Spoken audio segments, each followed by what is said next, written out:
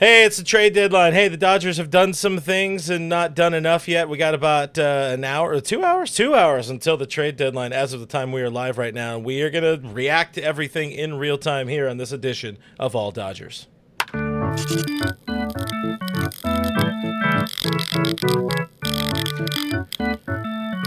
Not as overzealous. Okay, maybe I am.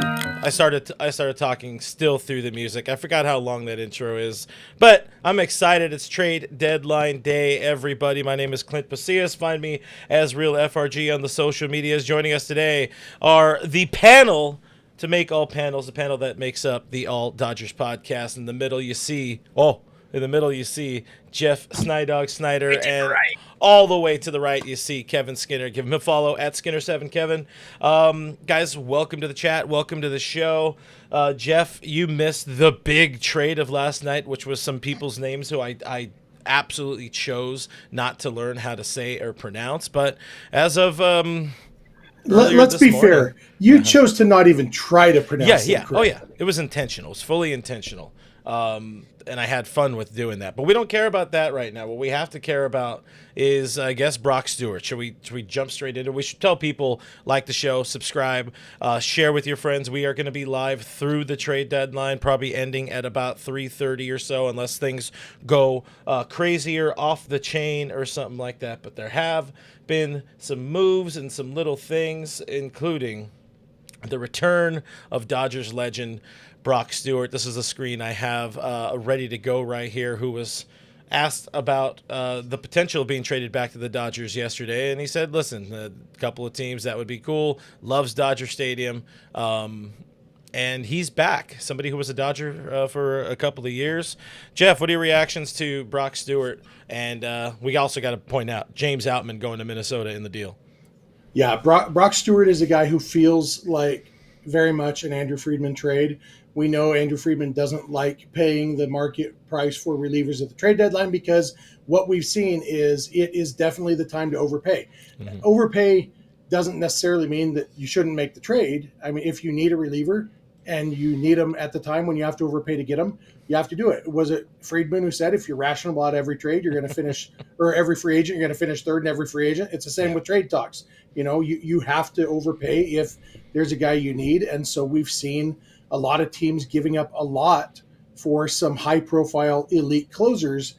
Brock Stewart is a guy who you look at his numbers and it's like, this guy has been really, really good since it's remarkable because he was bad as a starter for the really Dodgers. Bad. Like he just wasn't a major league caliber starting pitcher.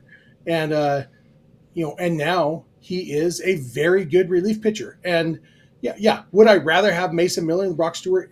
Yes, even though I've seen the tweets going around that like Brock Stewart has better numbers this year than Mason Miller. Like, no, I don't believe, especially when you factor in age and stuff and everything. Yeah, I'd rather have Mason Miller than Brock Stewart. But for the price they paid and the impact that a reliever can have, I mean, they're going to pitch 20 innings this year for their new team. Yeah. And is it worth giving up that much? The Dodgers got Brock Stewart, a very good relief pitcher, for James Outman, a guy who, if they hadn't traded him, this has more of an effect on Oklahoma City's lineup than on the Dodgers lineup. And that when you can get a good reliever for that, it's a very good move. Good relievers, living relievers. I got it in there, guys. Get it out of the way early. Kevin, I mean, it's probably going to happen multiple times. Kevin, what are your thoughts on Brock?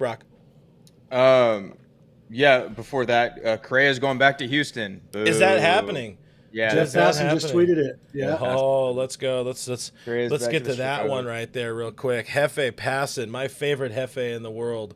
Check that out. Correa going back to Houston. Probably, it seems like. I think they're saying he's going to play third base with Isaac Paredes being out for the rest of the year. Rest in peace to my and potentially parts of next year too. Yeah, with the torn hamstring. Wow, that's a move right there. We'll digest that one a little bit. Obviously, this is the Dodgers show. We should probably talk about the big return of Brock Stewart. Kev, talk Brock.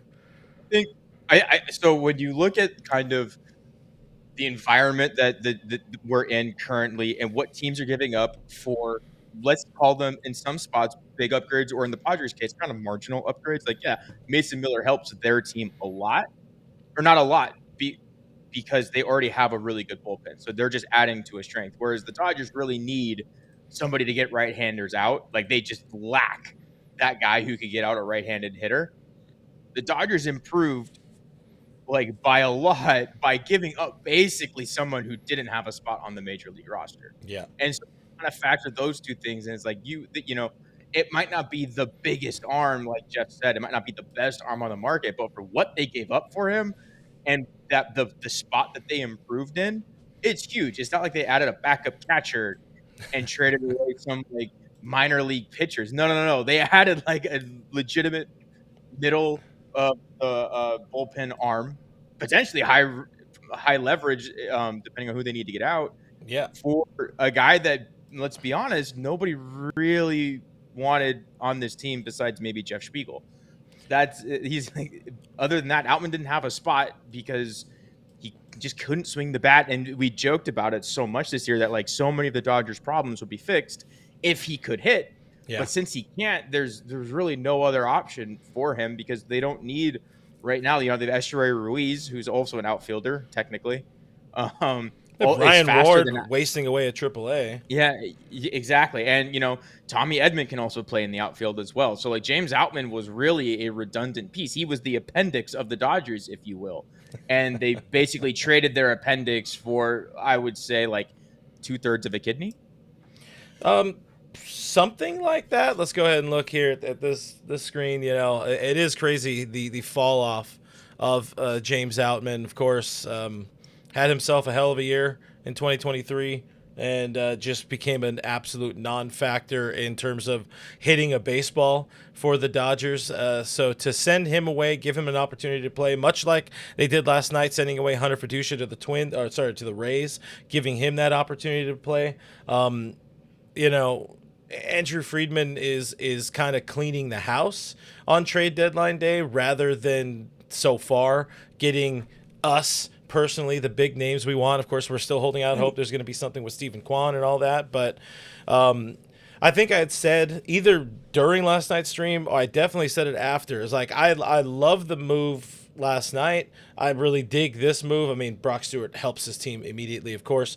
They feel like off-season moves, and they're happening now. And I can imagine the fan base not being like, woo, let's go get Sudlowski or Wachowski or whatever the kid's name was from last night that I still will not learn because he's going to be traded, in my opinion. And it's worth noting that we're all Dodger fans. Like, if the trade deadline comes and goes and the Dodgers made 2 trades and it's the 2 trades that they've made so far, yes, it's an underwhelming, disappointing trade deadline. Yeah. I do think they have improved, but not to the extent that we want them to.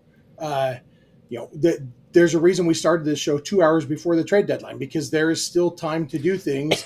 I mean, back in 2017, the Yu Darvish trade news broke like 9 minutes after the trade deadline. That's true. And so, you know, there's still at least 2 hours left before we will really know what the Dodgers have done. And so I'm seeing some comments in the chat about, you know, Dodgers need to, you know, basically being disappointed. Yeah, the trade deadline hasn't come and gone yet, and I still hope they do more. If you know, an F so far. Everything's an F so far. I would give it a solid like C's get degrees, and adding Brock Stewart to the mix, and to knowing that you have him instead of a Will Klein, a Lou Trevino. Insert other bad names we've seen, Luis Garcia. Like, he is leaps and bounds above that. This is the guy who's essentially taken Evan Phillips' roster spot because Philly is out for the year. So it's a good move. It's a good addition. Is it, you know, it's not 2021. It's not the Dodgers going out and getting Scherzer and Trey Turner. But like, one of the things Kevin and I argued last night on the show is that they kind of didn't need to make the massive splash. Yeah, it would be phenomenal to add Stephen Quan, and there's still time for them to add Stephen Quan. But there's still a butt ton of talent on this, you know, $400 billion, $1 trillion roster that things get healthy, people come back, people actually start hitting their weight. Cough, cough, Mookie Betts. Well, he's hitting well over his weight as it is, but things can get That a says lot more better. about his weight than his bat, though. Yeah, something like that. Hey, let's pause for a second so I can tell people about Bet Online, because it continues to be your number one source for all your sports betting action. Baseball season is in full swing. We got a little bit more trade deadline if you're watching us live.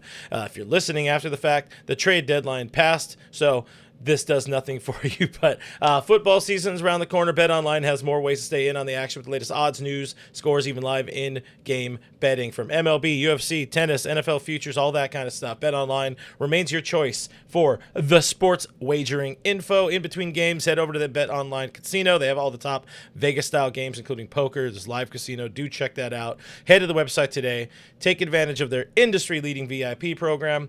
They have level-up bonuses, weekly cash boosts, and I would assume more. Bet Online, the game starts here. Where are we at? What's going on? How are we doing? I think people are a little. I think they're a little too. I wouldn't say this is an F so far. I'd give it a D plus.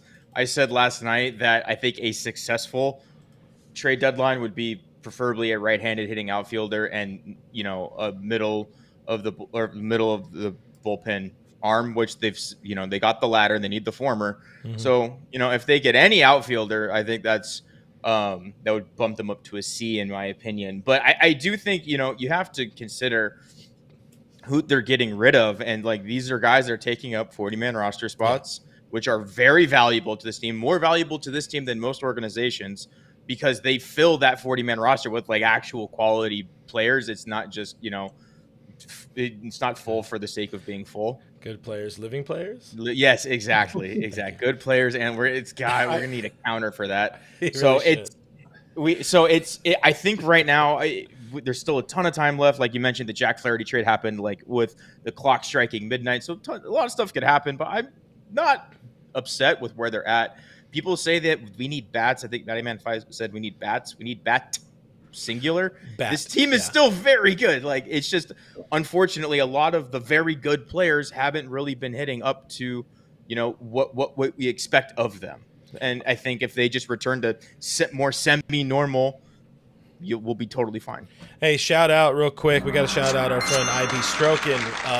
Dude is an awesome dude, and he gifted memberships to the YouTube channel. If you guys were able to scoop up one of those memberships, welcome. We appreciate you supporting us. Hopefully, you continue to support the show on your own after your free trial, I guess, kind of wraps up. With that, you do get access to our Discord server where everybody's talking. While we're here, all of a whole bunch of our friends and supporters are talking about the trade deadline on the Discord. It would be bad of us to be hanging out in there during the trade deadline, but you can be a part of that through what I said or through here, patreon.com/realfrg, $5 a month. And you support the show and you get access and we have watch parties. We have our first members, not private. That sounds weird that way. What do you call it? Members only show coming up at the end of August. So things happening. Game meetups. Cool. Check it out. You have to walk through like a curtain of beads to get to that. I remember that video store. Kevin, I was listening to you guys last night, and Kevin talking about needing a right-handed outfielder to platoon with Conforto. And I just wanted to throw this out there. Mm-hmm. The Dodgers already have that guy. His name is Teoscar Hernandez, unfortunately. If they go get Quan, I think you see Teo and Conforto in a platoon until one of them says, "Oh, I want to hit well enough to play every day," because right now they're both saying, "I'm not that interested in hitting well enough to play every day," and they're definitely not catching well enough to play every day. I told you guys today I want Stephen Quan, and I'm hoping that by the time we're done talking here today, Stephen Quan will be a Dodger. I did tell the chat last night, if they did get Quan, I would open the fancy bottle of Maker's Mark, Dodgers Maker Mark that Alana sent me a couple whenever she sent it to me. So Teo's a crisp 320 points better OPS wise against left-handed pitching than he is right-handed pitching. That's brutal. It's bad that we haven't. I mean, listen, we should just say that is basically a non-consideration. They're not going to put Teoscar in a platoon, but considering we like to do big brain things here, I agree with the sentiment. Like, we want to move Teo to left field. Makes a lot of sense right now because he would probably be the least exposed over there. That might actually happen come like postseason time or something like that. But the idea of a platoon with Teo, who they just signed to that 3-year deal and all, I feel like that's pie in the sky type stuff. I think they want to win. I think they're gonna, Nah, they don't like winning. Hey, well, so okay, if you want to, we could say, because Quan bats left-handed. I know it's the same as Conforto. I mean, he's pretty bad against left-handed pitching. I don't know. Maybe there is because Conforto, I think, has reverse splits, doesn't he? He's better against left-handed pitching. I know he did last year. For his career, he doesn't. Last year, he did. But yeah, I don't know. Quan's also like 200 points worse against left-handed pitching than he is right-handed pitching. So there's something to be done there. But I think this team's pretty good against left-handed pitching in general. Well, so. Before they do anything with Stephen Quan, they probably need to go out and land him. And no, we're talking about him like they already have him. Okay? You have to visualize these things if you want to achieve them. Something like that. Should we touch on all of the other things that have happened around the league? Because obviously last night we talked about Yohan Duran going to the Phillies, so that was a name the Dodgers were linked to. Harrison Bader today, another name the Dodgers have been linked to pretty heavily, traded as well to the Philadelphia Phillies. Mets got Ryan Helsley last night. Didn't they just add somebody else as well? Who we were talking about it just before? Oh yeah, Cedric Mullins goes to the Mets, a guy, Jeff, you and I talked about a good amount. Like, I'm not sad to see Cedric Mullins not end up with the Dodgers because he just wasn't as good this year, wasn't as complete of a player as he's been in recent years. David Bednar off the radar as well, traded to the New York Yankees along with Rockies closer Jake Bird. And the other big one, the San Diego Padres get another closer. They love closers and they love shortstops in San Diego, but they land Mason Miller, a guy Kevin and I spoke about last night. I think to be fair, they also love catchers who can't hit, and they got another one of those too. Freddie Fairmean, another name that Kevin mentioned last night because it's part of the Freddie Freeman multiverse or something like that. Yeah, obviously the one that most directly affects the Dodgers is the team right on their tails in the NL West. That is Mason Miller going to the Padres. Jeff, reactions to that deal. One, Mason Miller not coming to LA, which we kind of figured it wouldn't be, but also AJ Preller doing another, I don't know if it's a pretty massive overspend, but it feels like a steep price to pay, giving away your top shortstop, number 3 prospect in all of baseball in Leo, however you say his name, DeVries. Leo DeVries. Yeah. It's definitely an overpay. There are rumblings that the Padres after this year might look at making Mason Miller a starter. Something we talked about last night, and I scoffed at. That could be interesting. There's no guarantee that's going to work. This is very much an AJ Preller trade. Mm-hmm. Hey, there's a really good player available. I'll give you whatever you want for him.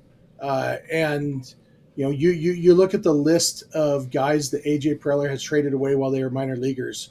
Going all the way back to Trey Turner, everybody on the Nationals right now.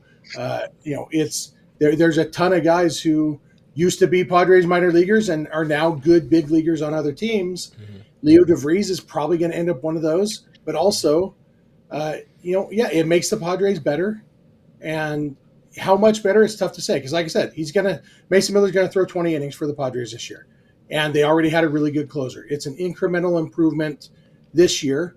But yeah, I mean, Mason Miller, he's not replacing Robert Suarez. He's replacing whoever their worst reliever is. So now, everybody, their bullpen is better for sure. If they can score some runs, that could come in handy for them to have a good bullpen. I don't love the fact that Mason Miller came to the National League West. Mm-hmm. If it's not going to be in Dodger blue, but any trade for a reliever is going to be limited in its impact just because of the nature of relievers and how few innings a reliever is going to throw. I liked it over Kevin's face. Can you put that back? Sorry about the sorry about putting Ron Stoppable in over Kevin there. Just call me I sorry, impossible. I got lost in what happened I there. Yeah, Kev. Yeah, when I was talking to my friend about it, and the trade made a lot more sense when they were considering still moving on from Robert Suarez and Dylan Yeah, Cease, I agree because with that. that to me was like, okay, they can free up some cash. Robert Suarez is going to opt out, so you trade basically a rentable arm for a future, controllable arm in Robert Suarez versus Mason Miller. Now that they're planning on keeping Suarez and Cease, I'm confused because you gave up not just like your top prospect. This is a top 5 baseball prospect for a reliever. Granted, he's controllable, but they also gave up their top pitching prospect as well. So it's a dramatic overpay, and like Jeff mentioned, it is incremental in its impact because they've already have a really good bullpen. So I don't get it. I like if I think if Friedman did something like this, we'd kind of be shaking our heads going, what the heck is happening? It's very not Andrew Friedman like, Yeah. obviously, because AJ Preller and Andrew Friedman are basically polar opposites in many ways. And so I don't truly understand it. I don't like it because he's on the Padres, but I think it's cool that they're pushing their chips in, I guess. If they don't win this year, they're in a bad way, like for the future, like a very bad Yeah. way. And I mean, one thing it does, it absolutely shortens their games. They're not the most flush with high quality starting arms.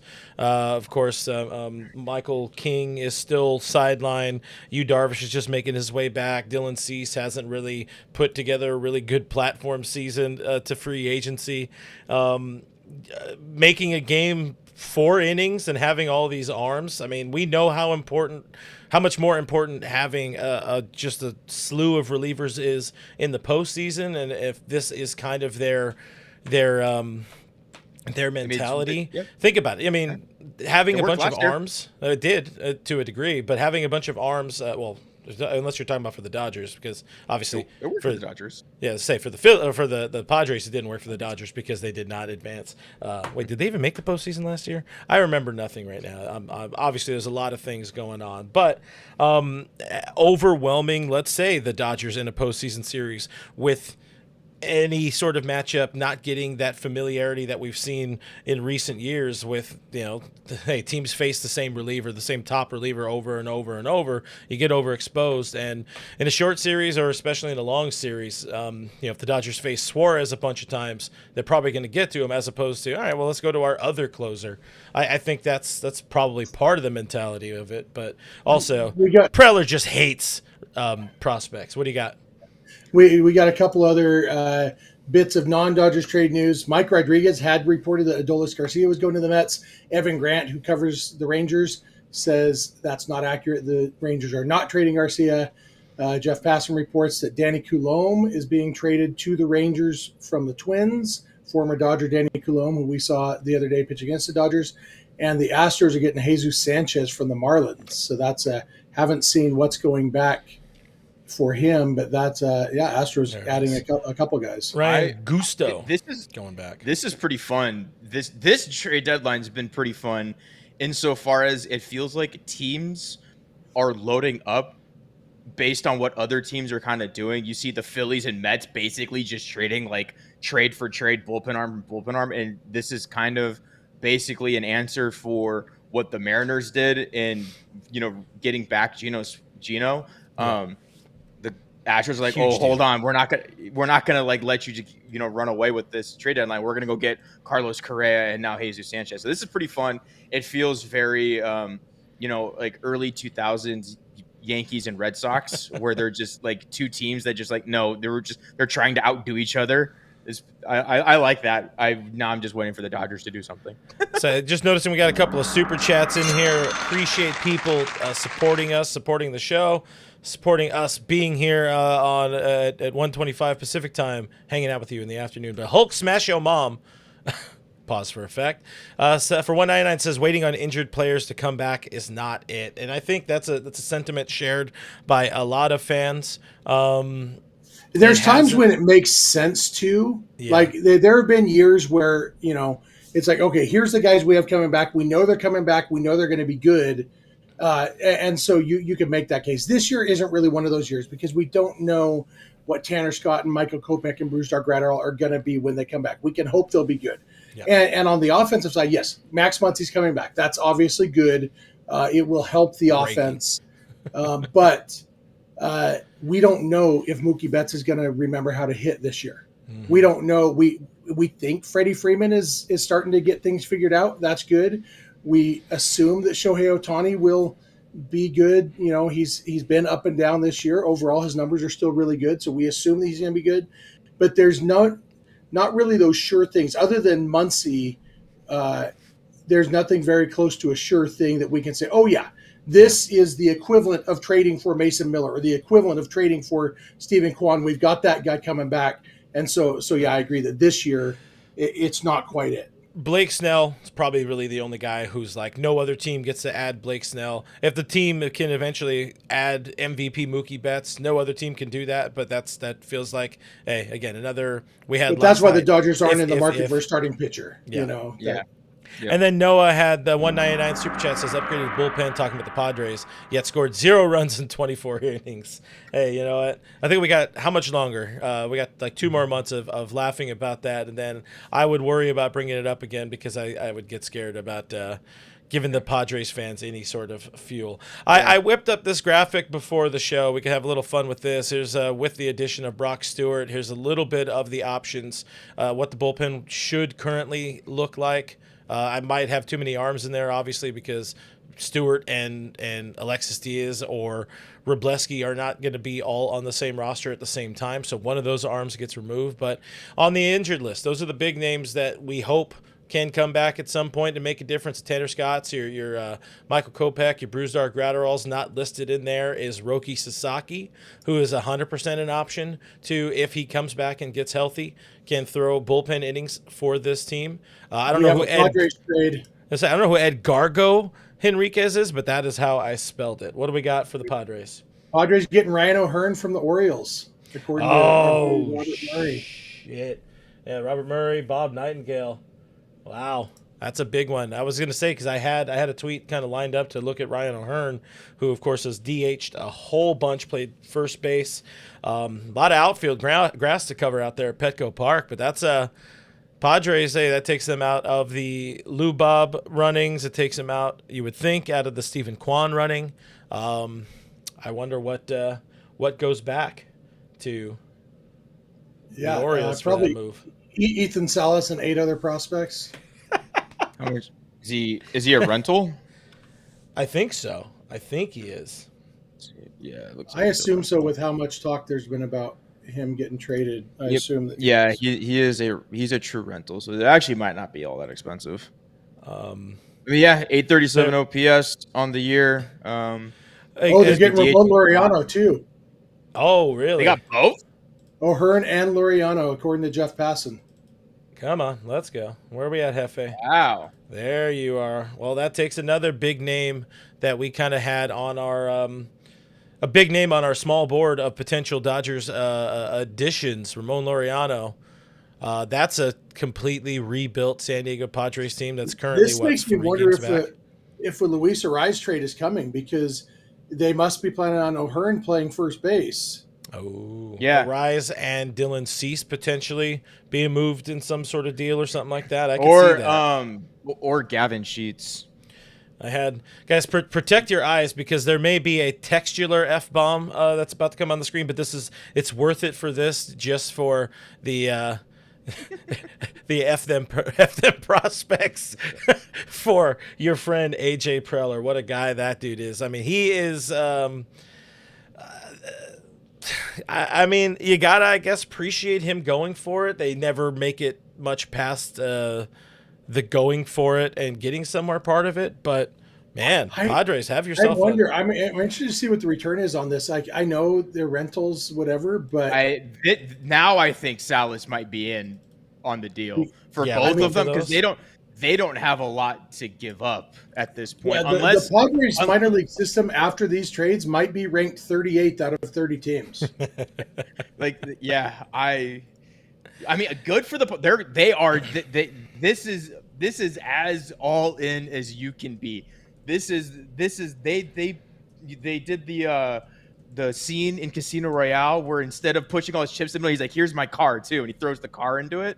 That's what AJ Preller's doing. He's throwing the car in as well. This is like I know it's blasphemy because we're Dodgers fans, but I love this for the Padres because their fans they're ready, they're hungry, they want to go for it, and hey, they're going for it, and just hope and pray we don't find them in the playoffs. I don't need that stress. I'm good. Done it way too much recently. For real. Jeff, you say words while I do things on the side here. Okay, Gaddy Ordonez in the chat says the Padres needed a DH and a left fielder, so maybe that's O'Hearn is going to be the DH. I guess Manny Machado is back to playing third base. I know he was DHing a lot earlier in the year, but that was last year. He's been at third base all year. Okay. That's right. Just not great defensively. Yeah. But so has Gavin Sheets been their main DH then? Yeah, he's been mostly their DH, and he's not. He has come back down to earth against left-handed pitching. He has forgotten how to hit it. At first base, they've been playing Arise, and in left field, they've been playing anybody who has a glove. Anybody who's alive. Like actual. It is the definition of living players. It's who they tried Connor Joe, that didn't work. Jason Hayward hasn't worked. Tyler Wade for a bit. Forgot about that. They've had a lot of people trying in left field, and none of them have stuck. This makes their lineup really scary because you're replacing Gavin Sheets, who can't hit left-handed pitching, with a guy with an 837 OPS, and Ryan O'Hearn, and I believe Laureano is also in the 800s OPS wise. So he's at 884. Like that's like now you're talking a 1 through let's say 6 of Merrill or Tatis, Arise, Merrill, Machado, O'Hearn, Laureano, and then Bogarts, who's been playing a lot better recently. That's a tough lineup. And then you get to the catcher and you're like, okay, cool, finally there's an out. But they have definitely improved. Yeah, I mean, it's a big trade deadline so far. We'll recap that in a second. We do have a couple of super chats. Appreciate you guys. Grizzly Oso a few minutes ago saying for $2 in the super chat says if we get Quan, then Clefvin, which is all three of our names combined, must hit the Quan. I don't even know what the Quan was anymore. I think it was some sort of dance. I could do the what do they call that thing? Teach me how to. No, that's not the Dougie one. It's what the hell is that Soldier one? Boy. I can do the Indonesian boat racing stuff, like. Hold on, wait. Do that. Do it again. Yeah. There we. Yes, this is what people are here for. Sorry, I should have turned sideways, right? There it is. Happy trade deadline, everybody. That's a. I see what your wife saw all those years ago. Taro Kondo with the 199 super chat. Thank you very much. Saying I'm cashing out on my Dodgers bet. People aren't feeling all that excited at the moment about the prospects moving forward. Hey, there's still an hour and a half ish until trade deadline. Joe, Pulliam, Matthias. If I said all of those words right. With the 499 super chat, thank you very, very much. Dodgers will not make it. I should probably make it where we can put all the words in. Not make a big move. Friedman will not pay these prices. Quan would be the biggest. Even that is a stretch. Settle your expectations. Appreciate the super chats, guys. Appreciate you guys hanging out with us on this trade deadline. Happy trade deadline to everybody. Like the show, subscribe. We'd appreciate you. And that's something I've been preaching, I think, not quietly. I've been trying to preach in the weeks leading up to this, like, prepare to be underwhelmed. At the same time, like Kevin and I, we talked last night, this is still a very good team. If they can figure some things out, to not dive into completely reiterating this again. This was at the end of June. They were leading baseball in all of the offensive categories and runs scored, all that kind of stuff. And that was with Michael Conforto not knowing how to hit a baseball. Suddenly, Conforto's kind of hitting. Everybody else doesn't know how to hit a baseball, and they don't have Max Muncy. They're getting Muncy back. Conforto's hitting a little bit. Freddie's starting to figure some things out. Teoscar's hitting the baseball a little bit again as well. August will be, with this unit they have, August would be infinitely better, will be infinitely better than than what we saw in July. Just a really, really bad month. That said, I still want Stephen Quan or some sort of addition that would add competition for the outfield in particular. Did you see this comment in the chat from Brendan, implying that my kids are dying from embarrassment about my aura farming? Come on, Brendan. My kids love me. They're proud to. Yeah, one of them loves you so much he's going away for a couple of years. Yeah, he's gone. So he didn't have to see that. Yeah, he's gone. But my 14-year-old actually might be. He's here at my parents' house with me. Right, he's downstairs. He may be watching. So yeah, he and his 3 14-year-old buddies who drove down with us yesterday might be making fun of me right now. But Alexander Rose gets it though. He says L trade deadline, but W well. Jeff Dance moves. I had this one as well. It's the most action we'll see on this side. For everybody who's kind of doom and gloom about this trade deadline so far, I have like good news, or a good spin and a bad spin. The bad spin is that if you want Quaney to deal with the Guardians, and they can be very stubborn, just historically are a stubborn team, an organization, so they don't tend to budge on prices. On the flip side, back in the 2022, whenever they got Scherzer and Trey Turner, that wasn't even supposed to happen, and then all of a sudden they got both of them. Andrew Friedman, the Dodgers operate very quietly under the radar, so no news is good news. If you haven't heard anything, that's a good thing generally for Andrew Friedman. So it'll just be a waiting game. It's very much an organization where it's not over unless it's over. So I don't know what a Boston Baitman is. Boston Baitman, after Leo DeVries got traded, he was the new number 4 prospect in the Padres system, and that's true. He doesn't say yes. I doubt it. No, I'm saying yes. I decided he's not the return. He's part of the return, but probably the top name may be going. He's a pitcher. He's 19 years old. Just drafted last year by the Padres. And currently pitching. He's currently pitching for the team that plays a mile and a half from where I am right now, the Lake Elsinore Storm. And at 19 years old, he's got a 4.08 ERA in low A. So he's a ways away, but one of their top prospects right now. So I'm interested to see what the rest of the return is. There's no point in even adding this, but I feel like I should point out for that one guy who was talking crap about us being in our mother's basements or something. Jeff today is in a bedroom in his mother's house. Upstairs, though. It's upstairs, and it's only because he is visiting and away from his nice Utahian home. And visiting the ancestral homeland. But much like the Alamo, my parents' house does not have a basement. Mm-hmm. And as for Kevin, his wife left him. She'll be back though. My wife. Our buddy D-Mac, who I'm surprised didn't go live the second we went live. I do like this point here, even though I don't necessarily care that much. But you do get some of the band back together with Correa and Altuve in Houston. But Dodgers fans don't need more fuel to that fire. That's not really going to. No, I'm fine with the Astros finishing in second in the AL West and missing the playoffs. Let's talk about this. So this was the last thing that we have seen, that I've seen any sort of mention with Stephen Quan. Morosi had said earlier on, I think it was on MLB Network, he said this, and people, including MLB Deadline News here, aggregated it or whatever, but increasingly likely for Stephen Quan to be traded. And the fact that we haven't heard any other sort of rumors. There's not hashtag mystery team. There's not Heyman trying to drive up the price, the cost in prospects or whatever. That's the type of stuff that makes me feel real good as an Andrew Friedman truther. The more quiet, we all kind of assumed like the Brock Stewart fitment made sense, but you heard nothing about it until it happened. You heard nothing about what was going back until it happened. Jeff, does the like the kind of calmness and not hearing anything about Stephen Quan make you feel better about a potential move happening, or where are you at? It definitely doesn't make me feel worse. So Rock Kubatko says the Orioles are getting 6 players back from the Padres in the O'Hearn Laureano trade. So a lot more to come from that. Wow. Boston Baitman was supposed to start for the Lake Elsinore Storm tonight. They just tweeted that out a half hour or so ago. The Boston Bateman's their starter tonight. He won't be. No, I go yeah, be there. the quiet.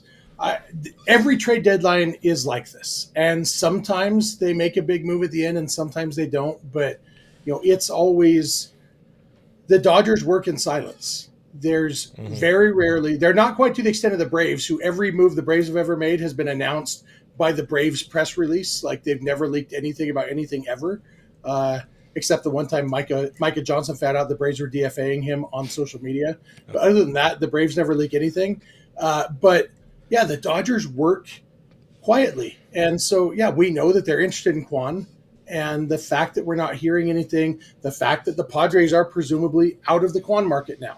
The Giants are probably not in the Quan market because they're not in contention anymore. The market for Stephen Quan is going down.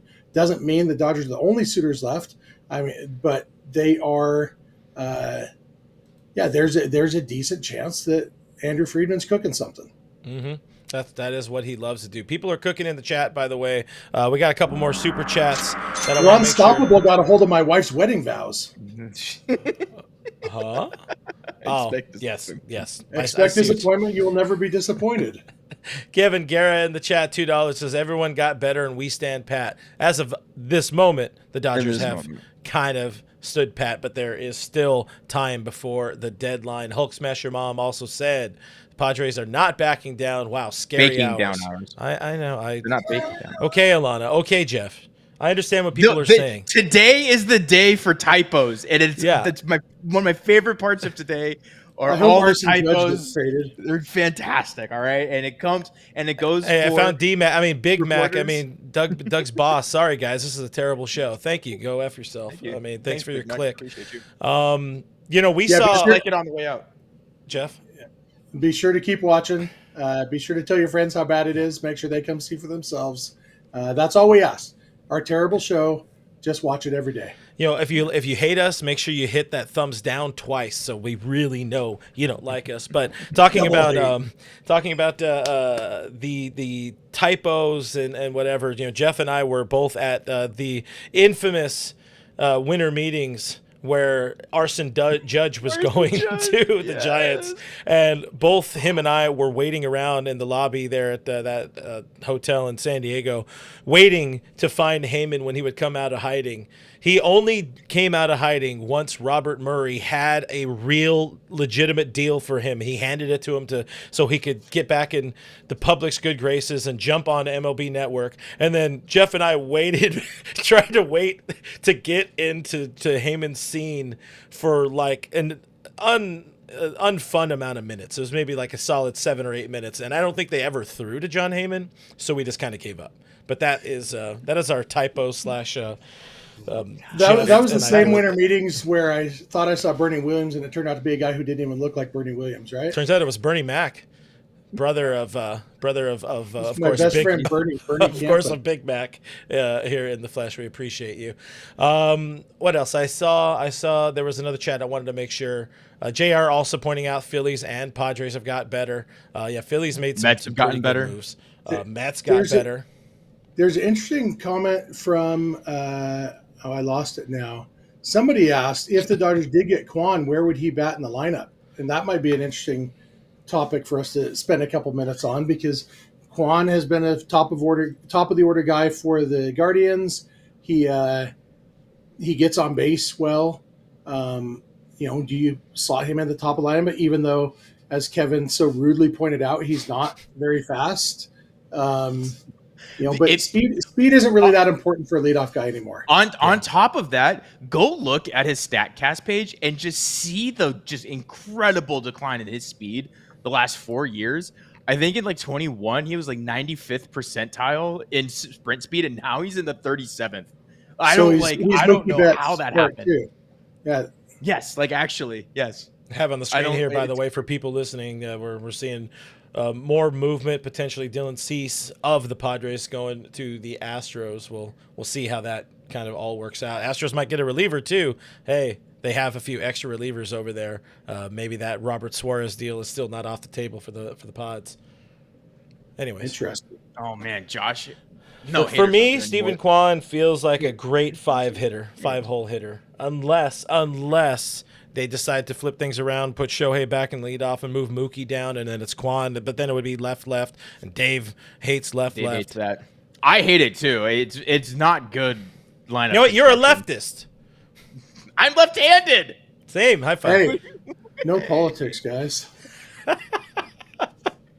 Oh God, I don't know where you'd bat Quan. Probably in the eighth, and then bat Tommy Edman ninth, something like that. I just want to point out this is a really good name here, Jaworski. God, that's an 80 grade name, Chase Jaworski. You like that name, but you hate the name of the player that got whatever this guy here. That's not a name. Serwinowski? Damn it, I said it right. Sedlowski? Come on now. You learned it. I did phonetically start sounding it out like twice last night so I could lock it in for justice. Here's what I want the Dodgers to do, lineup-wise. So Stephen Quan this season has a 350 on-base percentage. And I just want the Dodgers one game, to just go on-base percentage, highest to lowest as your lineup, which means batting first, Will Smith, batting second, Max Muncy, batting third, Shohei Ohtani, batting fourth, Freddie Freeman, batting fifth, Stephen Quan, batting sixth, Andy Pages, batting seventh, Mookie Betts, batting eighth, whichever Michael Conforto or Teoscar Hernandez is starting that game, and batting ninth, Tommy Edman. Tommy Edman really has he doesn't walk ever. Dang. No, Tommy Edman's bad this year, unfortunately. Yeah, he has been pretty rough. Just an opinion has an opinion. Oh, sorry, just an option. Says some Dodger fan in this chat are nuts. Dodgers can never do enough. Both things are true. Both things are true. We're all nuts. Fandom, he's having a career, like being a fanatic is being a fan is being a fanatic. We're all crazy, but appreciate the sentiment there. Yeah, I mean, how do we feel if they are done? We're coming up on almost an hour doing this. We're 40, almost 50 minutes into hour 71 and a half minutes till the trade deadline. God damn it. He has a timer. It's on his phone. I did the math in my head, bro. Remember, he has an English degree, so he can do math. He can do math. But if this is it, not doing the grades thing, but if this weird trade and Brock Stewart are the deals, like, how do we feel about this deadline, Kevin? Where are you at if they're done? It's still a D plus, like I said. It's a D plus. Sticking with the D, huh? Likes the D. Yeah, but it feels bad because everybody else that the Dodgers will have to contend with in the postseason got significantly better at this point. Now that the Padres have added two good outfield bats, that's not great. Phillies upgraded their bullpen. Mets upgraded their bullpen, although I think the offense for the Mets is also something that they should worry about. But yeah, I think it'll feel bad. But again, I know you're not supposed to wait for injured players, but they're not really always waiting for injured players. They're waiting for players to play up to their normal. I mean, Tommy Edman's having a career worst offensive year by OPS and by WRC plus. This is his worst year offensively. You're waiting for Mookie Betts to be, 80% of like normal Mookie Betts, whatever that looks like. Freddie's been hurt. Like, you're just waiting for players on this roster to perform like they're supposed to. And that's really that's fine because this is a really good roster as constructed. It's just that you don't have players performing. I think I'm higher than a D plus if this is it, because we knew the main thing they needed was, like, it doesn't need to be a closer. They didn't need to have some sort of track record type back end of the bullpen arm. They need somebody who is going to give them another quality, like high quality option from the right hand side, because they have, well, I'll throw this back up. They got a lot of lefties in that bullpen, especially with Wrobleski currently technically in that bullpen. So to add Stewart there with Trinan coming back, and you still don't know the status of an eventual Kopech or Gratterall return, just to give Kasparius another kind of help, in being one of the leverage righty relievers. I think that's pretty big. And again, it's not huge, but it's something. It moves something. We're gonna take a little. Kevin's gonna take a little break so he can do some peepees or something like that. But we'll still be here talking about whatever is going on. I put this up a couple of times. Oh, what do you have? No, you go ahead. As I say, I put it up a couple of times, and we're going to still have Kevin's camera in here, but he won't be in it. This, I haven't got your actual reaction of the deal that was done. What do you think of the Surinowski, Rortvet, and Gervais for essentially just Hunter Fiducia? Yeah, I mean, Hunter Fiducia is the only guy the Dodgers got. The Dodgers got two reasonable prospects and a guy who can fill Fiducia's role at Oklahoma City. For Fiducia, it's, I think Gervais is very interesting with his stuff. I think Surinowski is I hate to do comparison names because I don't want people to think I'm saying this is the next guy, but you look at starting pitching prospects who the Dodgers have acquired and then help them get better, whether it's River Ryan or Jackson Ferris or, these guys who were a little bit under the radar when the Dodgers got them, and then they turned out to be pretty darn good. Kyle Hurt, for that matter. The Dodgers have a history, and I feel like Surinowski could be another guy who do that. For the 2025 season, I think it's very unlikely that this does anything, unless there's really something in Gervais that they see that they're like, oh, we think we can do this one thing for this guy that's going to just unlock everything for him. Because in the minor leagues, he's struck out a lot of dudes. His strikeout rate is ridiculously good in the minor leagues. And, so maybe there is something. He could have an impact, but for the most part, this seems like it's, Hunter Fiducia doesn't have a role on this team. We need to trade him. We can get some value for him. So let's go do it. Because, you look at minor leagues, 4 seasons in the minor leagues. Yeah. And Gervais, 14.7 strikeouts per 9, 252 strikeouts in 154 innings. Like that is legit stuff. It's just a matter of, translating to the big leagues. But I do think that's more of a 2026 move than a 2025 move. And of course, my conspiracy theorist hat was on last night saying that this could, the organization had very little faith in Hunter Fiducia and his ability to catch a baseball game at the big league level. That's why, even looking at the 40-man roster, Fiducia had been listed as an infielder this season because I just don't think they viewed him as much of a. They didn't like either the game. Didn't play much infield in Oklahoma. Yeah. That was the weird thing because he played like 3 innings. Yeah, but the organization. I mean, they are very loud when it comes to them not believing in a specific player for whatever reasons. Obviously, Ryan Ward is having a phenomenal season at AAA. He hasn't really got a shot. It took, moving heaven and earth to eventually get Alex Friedland his shot this year. I go back to my boy Matt Beatty, who could fall out of bed and hit a baseball at that point in his career, just never gave him an opportunity. You need to be able to do both sides of the baseball, hit it and secure it. And what I was looking at is with the Rortvelt part of that edition last night. There's no L in it still. I don't know. I can't not say Velt. I just Rortvet. There, nailed it, I think.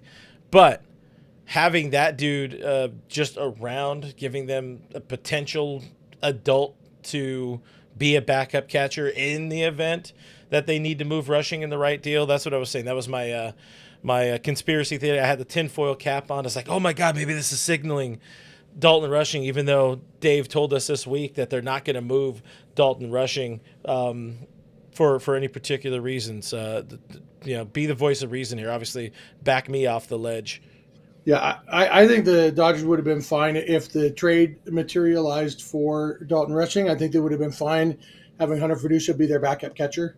I think that, like Kevin said last night, I think Fiducia being traded makes it less likely or more likely that Dave Roberts was telling the truth and that the Dodgers aren't really likely to trade Dalton Rushing because Ben Rortvedt is probably worse than Hunter Fiducia as far as being your backup catcher. But also they carried the corpse of Austin Barnes as their backup catcher for 3 years, so I don't think they're worried too much about production from that role. I think that trade that we may look back and say, oh yeah, maybe they do use one of those other guys as a part in another trade, but I think it was just, hey, we have this guy we don't need, and we can get some interesting prospects for him. Let's go ahead and do it. We got another breaking trade for the Padres. They acquire not Hall of Famer Billy Wagner, or Will Wagner if you're nasty, from the Blue Jays for whatever Brandon Vela. They're adding some catchers. They got rid of the catcher because they had already landed Fairman. Will Wagner is Billy Wagner's son. Really? Yeah. All right. Well, he is a utility infielder with a 79 OPS plus this year.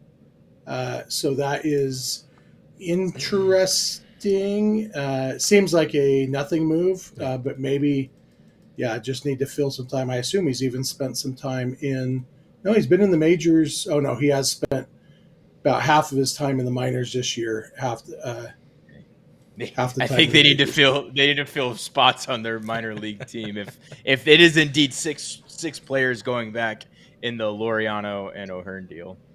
Yeah, I'm going to a Lake Elsinore Storm game tomorrow. I wonder if they're going to have any players available to play. Good players, living players. I hope I brought my Storm hat in case I have to pitch. As we come up on the end of hour one here, of course, we will be live up to and through the 2025 trade deadline. We'll do a little bit of a reset, and I will start that reset with a question or a comment that Raymond had left in earlier. Bring in Cedric Mullins. We need better defense. If you missed it, Cedric Mullins was traded to the New York Mets earlier this morning. And is also bad at defense. Also been bad at defense this year. Mike Carrillo is saying we have Quan at home, and he is pushing for Hae-Sung Kim to be the Stephen Kwan for the Dodgers. Hopefully, Kim. Hae-Sung Kim may eventually approach Stephen Kwan's hitting ability, but right now, there's no real comparison. Someone is saying that we have been performing fellatio on Stephen Kwan. He is not my type in that he is a man. Neil Casamoto got a comp. Says Brock Stewart reminds me of the year they only got Ryan Yarbrough at the deadline. And Yarbs was good for him. Yeah. I liked Yarbs. It filled the need. And, that's funny. Yeah. Like we were talking, or I was talking on Dodgers territory yesterday, or whenever it was, Tuesday, with Alana, saying – kind of stealing your thunder a little bit, Kevin, and saying that Pete Fairbanks is somebody who absolutely feels like a Dodger type of move. He screams Dodger. Not that they have made a deal for him or anything like that, but there's something about feeling like a Dodger player. Mike Carrillo has it also being an F right now. Everybody has their opinions. Neil called the Brock Stewart a deal last night on the stream, which that happens. It was starting to feel a lot more like it was going to be that kind of move. I had one more here. This was from much earlier, but after we saw Jeff's wonderful dance, and if you guys missed that over hour one, you missed Jeff's dance. But Tim G asked, "What is aura farming?" Jeff, what is it? Tell us. That's if just go Google Indonesian boat racing, and you'll see this. They have racing. It's guys rowing a boat with a kid standing on the front of the boat doing a dance, and that is apparently referred to as aura farming. I am familiar with in several old person of those words. Parlance. He looks cool. It's an old person parlance. That's how you would. Yeah. I think that's how you would describe that. But in other catching up with the deadline, the Dodgers have. It's not official yet, but they acquired Brock Stewart, brought back home Brock Stewart in exchange for James Outman. That is one of the things that's happened today. There's also the Padres got very, very much more gooder with all of the pieces left. Disregard Alden's 30 minutes because he did say in a next tweet he blatantly cut an hour out, as you can see about like right there. But yeah, Ryan O'Hearn, if he plays, first or even DH for that team, it's gonna be very good. And they got the outfielder they were looking for in Ramon Laureano. JP Sears helps the Padres potentially move Dylan Cease in a deal, which seems like they are trying to trend towards doing, and trade him to the Houston Astros, who also got better by bringing back Carlos Correa. But that's a little bit of, I guess, and whatever's left of his ankle. whatever I guess it's kind of the high level there. Harrison Bader this morning went to the Phillies, so he's off the board for the Dodgers. Yohan Duran went there last night. David Bednar, Jeff's friend, goes to the Yankees. Cedric Mullins to the Mets. I think that kind of covers about everything. I got a question for you guys. I saw a tweet from a Twins writer quoting an anonymous Twins player saying, if they're selling like this, I don't think anybody wants to be here. Do you think Byron Buxton, I know Byron Buxton is on the IL right now, but it's not supposed to be long term. Do you think he would be maybe less adamant about his, I've got a no trade clause and I'm a Twin for life, now that the rest of the team around him, sucks? Speaking as if it were me, I would not want to be there if I see all like the good players, living players. I think that's like 5 right now. If I saw everybody else being traded away and knowing that the team's not going to get any better over the next couple of years, send me to a contender. Kevin, your thoughts? Yeah, I it probably softens his stance a little bit because I'd like to believe as a professional athlete, he wants to win. And it is clear that the Twins are not in the position of winning currently or in the near future. So I'd expect he'd soften on it, but he might really like Minnesota, and that's understandable, I think, because I don't. But that, it's different strokes for different folks. I don't know who really likes Minnesota, but coming from California, believe it or not, I don't like the place where it's right next to Canada and cold. This is another one here. Mike Correa had said a little bit ago he'd take Adrian Hauser. I had saw somebody say that on the Twitter that they were linked to Hauser. If I should probably look that up. I don't know that that's a needle mover necessarily for me. Or did the Rangers move him? He's on the White Sox. He's on the White Sox. Yeah. Yeah, he hasn't been traded. I don't know. Adrian Hauser has spent most of his career being a mediocre pitcher, and this year he's been good. This year he's cut his walk rate and his home run rate. Everything else, I don't know. I want guys who get a little bit more strikeouts. Adrian Hauser doesn't strike anybody out, and so I am dubious. Especially, Dodgers don't need to start any pitcher. Yeah. I think they actually moved him to the bullpen. We could easily look this up, but I'm not. He's pitched 11 games, and they've all been starts this year. Okay, gotcha. Well, back to you in the studio. Yeah, so I don't think they need starting pitching at this point. They're already probably struggling to find guys starts. Emmett Sheehan's already been kicked into relief with the amount of starting pitching the team currently has, and that's with Blake Snell coming back.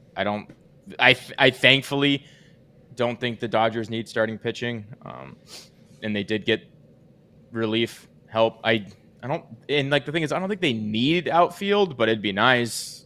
It would be nice to not have to rely on Michael Conforto finding his swing again, or keeping what he has going too. Yeah, and with losing Outman, you do, for what it's worth, you do lose the best defensive option this team has in the outfield. So you could potentially use a defense-first outfielder and just get rid of Estuary Ruiz. Something like that. Grayson We said should in probably the describe what hops up on the screen more often in case people are listening to this later. That's twice now that you just laughed while Kevin was talking. And He Yeah, thinks listen. are really funny, Jeff. Let the people believe that. Yeah. Listen. Not everything is for the podcast audience. You gotta watch the whole show. But Grayson had the 199 super chat. There is a foul word on it, so I'm not gonna put it on the screen. But he says get Quan and Smith and call it a day. I don't know that they also need Cade Smith, but I am not opposed to them also adding Cade Smith. Why don't you guys talk amongst yourselves for a second, and I'll be lurking. Let's see. Passenger. We literally just got an outfielder. Alex He left. Call. Wow. Oh, there it is. Well, there it is. Dodgers I wasn't going to go anywhere. I just was going to do a couple of things. But And Alex the Dodgers Call. made the Brock Stewart trade official. Okay, there it is. We got moves. We got things happening. Alex Call from the Washington Nationals. Of course, nothing on the return for that yet. Dodgers, you said Dodgers made the move official. Let's go ahead and find that tweet. I'm not finding it yet. I should probably go to here. If you like Stephen Quan, I think you'll like this guy. There it is. Straight up. Brock Stewart for James Outman earlier, but Alex Call, huh? Alex Call doesn't have super pronounced splits. He is better against lefties than righties, but not by a crazy amount. He's let's see the strikeout rate. That's what, doesn't strike out too much. Walks a fair amount, and he runs. He's the guy who's fast, right? I know he's a good. He's been a good defensive outfielder this year. 62nd percentile. Okay. He's very good. He's a very good defender. Okay. And he doesn't strike out. He walks a lot. He has negative power, but he gets on base. That version of the change I made does not work. Hey, man, he's having a pretty dang good season up to this point this year. And last year, the last couple of years, he's been a really good hitter. So, in fact, I mean, for his career, he's got so 2023 he was bad. Every other year of his career, he's been a pretty far above average hitter. So that's definitely under the radar for sure. Yep. And so for the people on the podcast right now, his triple slash line is 274, 371, 386. So he doesn't have any power whatsoever. He gets on base. He has a decent batting average. A 371 on base is pretty nice. He's in the 62nd percentile in sprint speed, so he's not exactly lightning fast, but he's also far from slow. He is in the 77th percentile in walk rate and the 83rd percentile in strikeout rate. We really like that. If you just start at his chase percentage and look down, there's a lot of red on his StatCast page, but if you look up, there's a lot of blue. Basically, what that means is he doesn't hit the ball very hard or very far, but he gets on base. He's a pretty good base runner. So I don't hate it. It's a marginal improvement. It's an on the margins improvement, which is what I wanted. So no, I don't hate it. It's definitely a margins move for sure. It's a margins move, and if they stopped right here, though, I'd live with that. I'd be okay. Yeah, I wouldn't. This feels like, to bring me back in here, this feels like if I was asking for somebody to create competition in that outfield and somebody to now be the fourth outfielder that is better than Estuary Ruiz, kind of feels like the dude.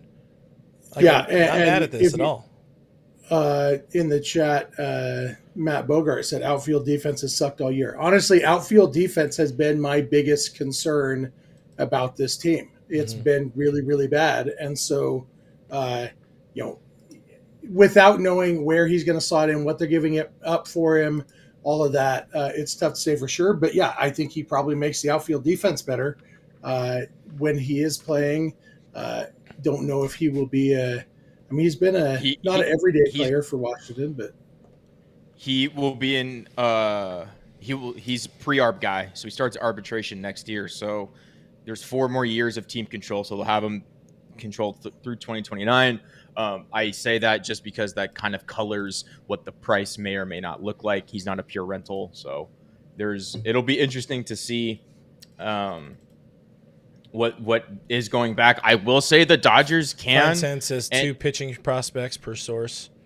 Okay. Don't know who those are yet. Again, yeah, it could be a million different people. I will say the Dodgers are generally pretty good at getting slap hitters to produce a little bit more power, it usually comes in the way of increased strikeout rate. But, if they can see something in his swing to get him to, maybe stop hitting doubles and stop hitting singles and hit some doubles, there's nothing wrong with this. This is actually kind of exactly what you're looking for. It feels like the Dodgers and you guys specifically were on the same page in the type and the profile of player that they wanted, and they got that profile of player without having to pay whatever on God's green earth the Cleveland Guardians wanted for Stephen Kwan. Yeah. And if they go with my idea of setting the batting lineup by on-base percentage, Alex Call is right there with – he's tied with Freddie Freeman, 2 points behind Shohei Ohtani in on-base percentage this year. So he's batting right between Ohtani and Freeman. That's awesome. Love that. I mean, again, it's a solid addition. Is it the sexy name? No, but it's Ramon Laureano's off the not to say that was a sexy name, but of the names that are below Stephen Kwan, the second tier names, it's definitely not one any of us had on our radar. So definitely that it feels like an Andrew Friedman kind of move. Yeah, honestly, I think I like Call more than Laureano, and it might just be residual. I don't know why I'm not high on Ramon Laureano. I was surprised to look the other day and see that he's been good. I just don't believe that he's going to remain good. And between the youth, Call is younger. I think I like Call more than I would have liked Laureano. Maybe.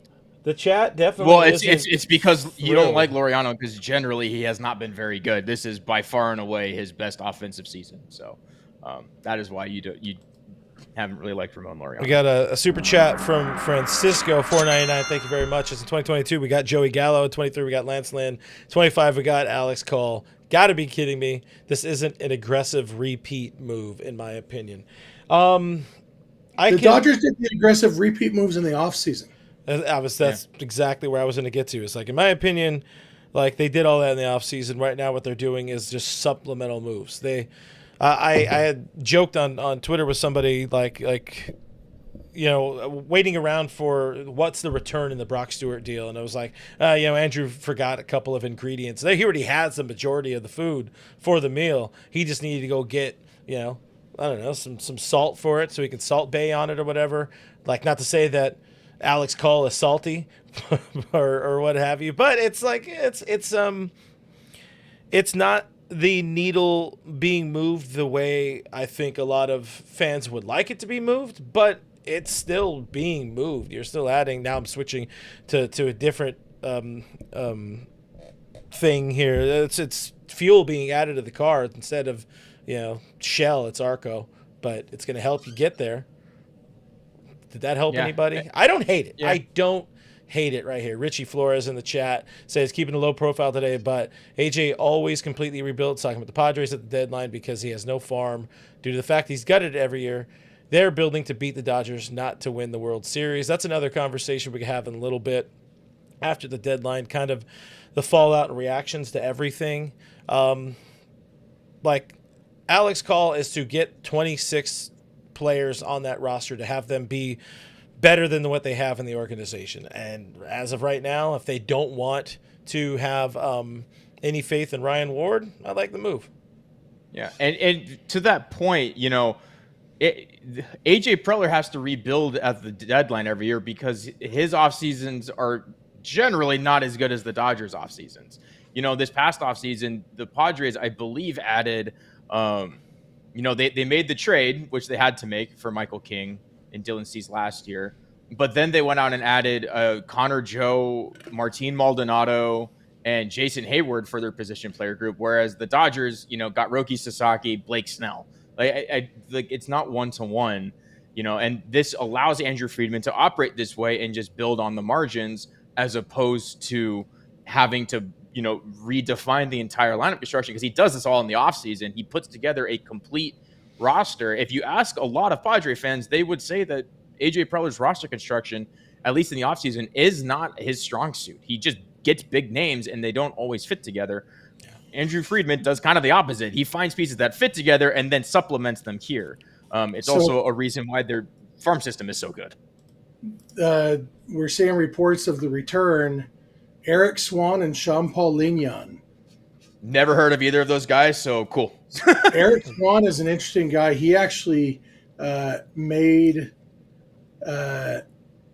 one prospect list this last year of top Dodgers prospects. He's a lefty who got some really interesting stuff, pitched pretty well in the Arizona Fall League, and but it definitely a work in progress.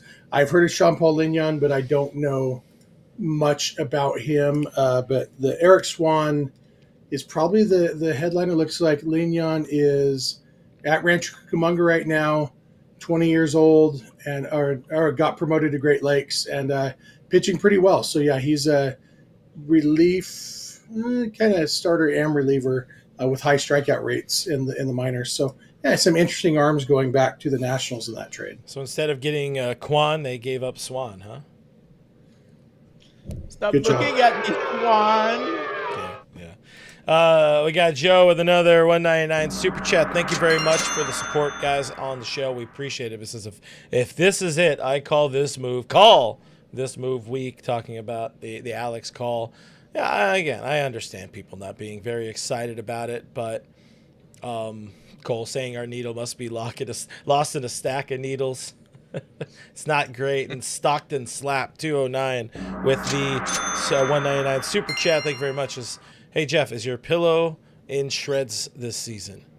The pillow only gets used I have my stress pillow, but that's only used in October. I don't stress in the regular season. I stress in October. So I wish there was a way to pop this up on the screen. This is a text I just got from my brother.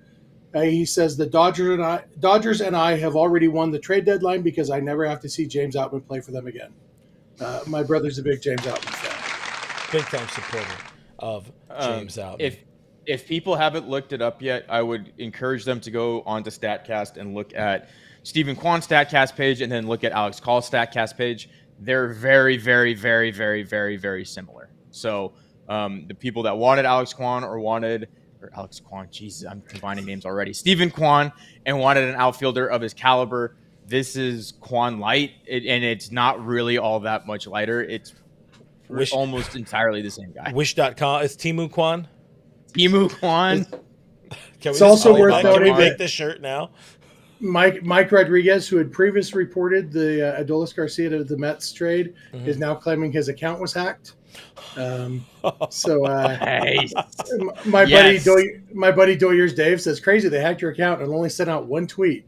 So and it wasn't even about Bitcoin or anything like that. No, it did have a misspelled word though. But that's special for Kevin. Apparently it was Ralph who sent out that tweet, maybe. So did I see another one from Stockton 209 asking, did the Padres deplete their farm system now? They still have Ethan Salas. They seem to never run out of these random prospects.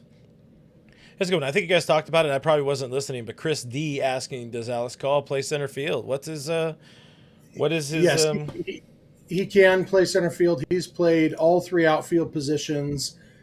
He was the Nationals' primary center fielder in 2023 and was pretty solid out there. Okay. That was also the one year that he couldn't hit.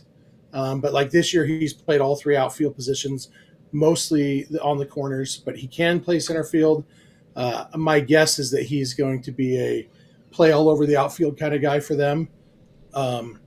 It's kind of, honestly, I feel like he is a guy.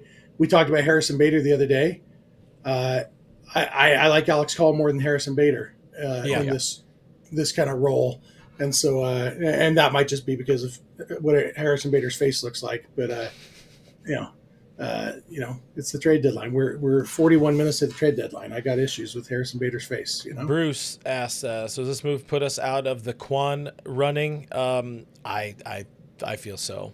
I think this might be it. Do you guys think anything else is left in the tank? No, because if you look at the position player side of it, I don't at this point you'd have to start, getting rid of everyday players. You'd have to, move on from Michael Conforto, Miguel Rojas, because, you could have swapped Outman for Muncy. That's just a 1-for-1 position player wise. That really only leaves Estuary Ruiz on the roster and Alex Freeland. So I guess you could maybe do one more, but that seems highly unlikely. I feel like they like either Alex Friedman or Haesung Kim or Kike if he decides to survive this season. So I think one of those three will fill that last spot, and then Estuary Ruiz and Alex Call swap spots. So I don't see where on the 26-man roster they have a spot unless they want to move on from Conforto.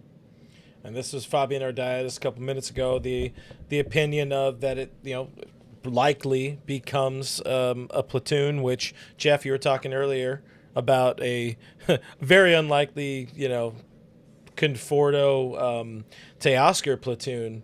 Call Conforto could be something, even though Conforto kind of had some success against lefties, especially last year. But it seems like he's had some a little bit more success of late against lefties. Is that sort of the play there? You think that's what it's going to end up being? Probably. I mean, I feel like to bring in a guy like Call, who is really good defensively, and just use him as the platoon, half of a platoon that only gets 25% of the playing time, doesn't feel like the play. I think he's going to get more than just playing against lefties instead of Michael Conforto. I think that he will be more of a true fourth outfielder of like playing because he can play all three positions. The fact is, Andy Pages looks like he could use a little more time off once in a while. That's a good the fact point. Cole doesn't have extreme platoon splits, and so he doesn't need to be in a platoon. I think Teo and Pages would both benefit from occasional days off too, and so maybe he is a guy who finds a way to get starts at all the different outfield positions. For what it's worth, I'll say quickly on Conforto, he's actually hitting, I wouldn't say much better, but he's hitting better against lefties this year. 232 average versus 187 against righties. The OPS is negligible. Anyways, Kevin, what do you got? Yeah. No, I was just agreeing with Jeff. But also, I don't know about anybody else. I'm kind of tired of Conforto and Hernandez and Teoscar in the same outfield. It's brutal. Yeah. Because if they hit it to either corner, you've got no shot. So if they do form a platoon, I'm kind of getting on the board of maybe it's a Conforto Teoscar platoon. So that way you can actually have like a confident outfield defense, because this team can hit the ball. That's not the issue. The issue is right now if the other team puts the ball and play in the outfield, who we have catching it. So I also think he'll be more of a true fourth outfielder, kind of like where are you going to find at bats? Well, it could be a platoon, or he could just be used, 5 days out of the week, just getting somebody off their feet. Mm-hmm. I do need to correct myself on something. I assumed because Alex Call has so much team control left that he was younger than he is. He's actually 30. 2.5 years older than Stephen Quan. And he runs faster. Jeez. Yeah. So, but yeah, the speed. I don't know. Like, I still like if they were to get Quan too. I know it's completely redoing your outfield, but going from an outfield defense with Teoscar and Conforto on the corners to somehow having both Quan and Call, like if you're, it would mean dumping Conforto probably. But if your four outfielders were Teo, Pages, Call, and Quan, at that point on any given day, you're going to have two good defensive outfielders and three when Teo has a day off. But yeah, it's probably not likely that they're going to dump Conforto at this point. No, and listen, we're not glazing Michael Conforto here. We're just looking at the facts and the reality that he's been significantly better over his last 27 games, or really the last month and change, hitting 277, 871 OPS. Like, that's a good baseball player. That's a very good baseball player. That's better than the numbers they were expecting out of him from when they signed him, or probably in line with what they were hoping out of him. Just because he walks up to the plate each day with a very, very ugly number going up on the scoreboard when you're looking at that average, doesn't mean he's not playing better. The back of the baseball card is going to look bad. Yeah. For Michael Conforto, we're too far in the season for him to have a good season. But it was kind of interesting. I got here to my parents' house last night after driving all day, and I had a mention in my Twitter from some dude, one of those guys who his username looks like a phone number and he doesn't have a profile picture. And he just said, "Hey Jeff, your boy Conforto can't be clutch with runners on base. Cough. 147 batting average with runners in scoring position." I'm like, "This not a reply to anything. Just, hey, I hate Michael Conforto, and I'm going to tell Jeff about it." And like, did I adopt Michael Conforto? When did he become my boy? But listen, the overall numbers are going to be bad. Obviously, anytime people like us here or on the internet, we're going to have opinions that don't align with what you may feel. Some people might agree with us. Very rarely. Merrill Kelly to the Rangers. Oh, it happened. Yeah. Yep. Passan said so. Hefe, we love him. Where are they? Dang, I was hoping the Rangers would sell and give us Corey Seager back. That's never going to happen. Never going to happen. Merrill Kelly, the Arizona Diamondbacks continue to sell as they should. Man, there's poor nothing Corbin left Burns. Signs there and they're just like, yeah, we got to get rid of everybody. Oh, damn, that is pretty painful. I don't know if we actually touched on this as well, the full deal that went back to Baltimore for that O'Hearn-Laureano deal. But I didn't see it. A lot of names, including Boston Baitman. A lot of names. Boston Baitman, yeah. So and Cobb Hightower, I think he was either their first or second round pick last year, if I remember correctly.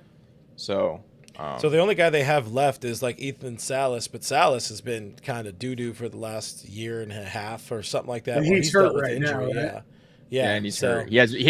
He's 19 years old and he's experiencing back problems. It's not exactly Diego Cartaya. Yeah, it's got a couple more super chats as well. Another $1.99 from Stockton Slap 209. Thank you very much, sir. We appreciate you. It says let's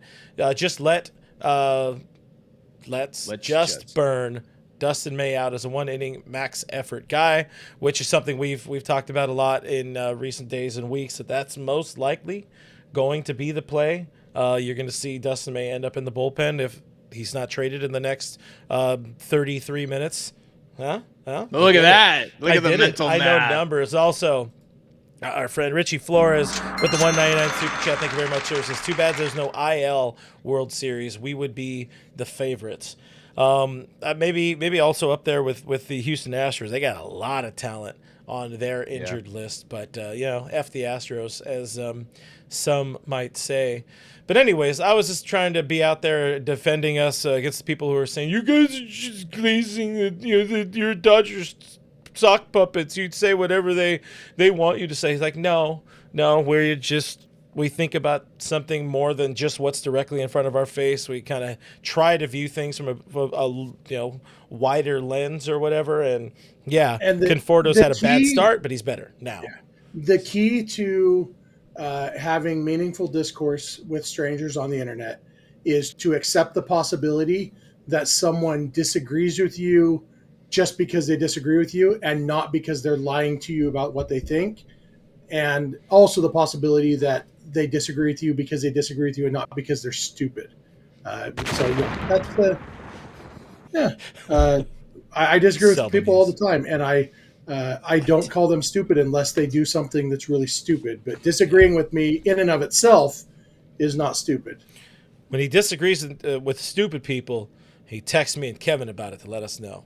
This is true. So hear the things he says about his doctor and his white. No, that's his pointless right there. Because if we're being honest, if they really wanted to upgrade Conforto at this point, they'd have to get like an actual bona fide outfielder. Like they're not.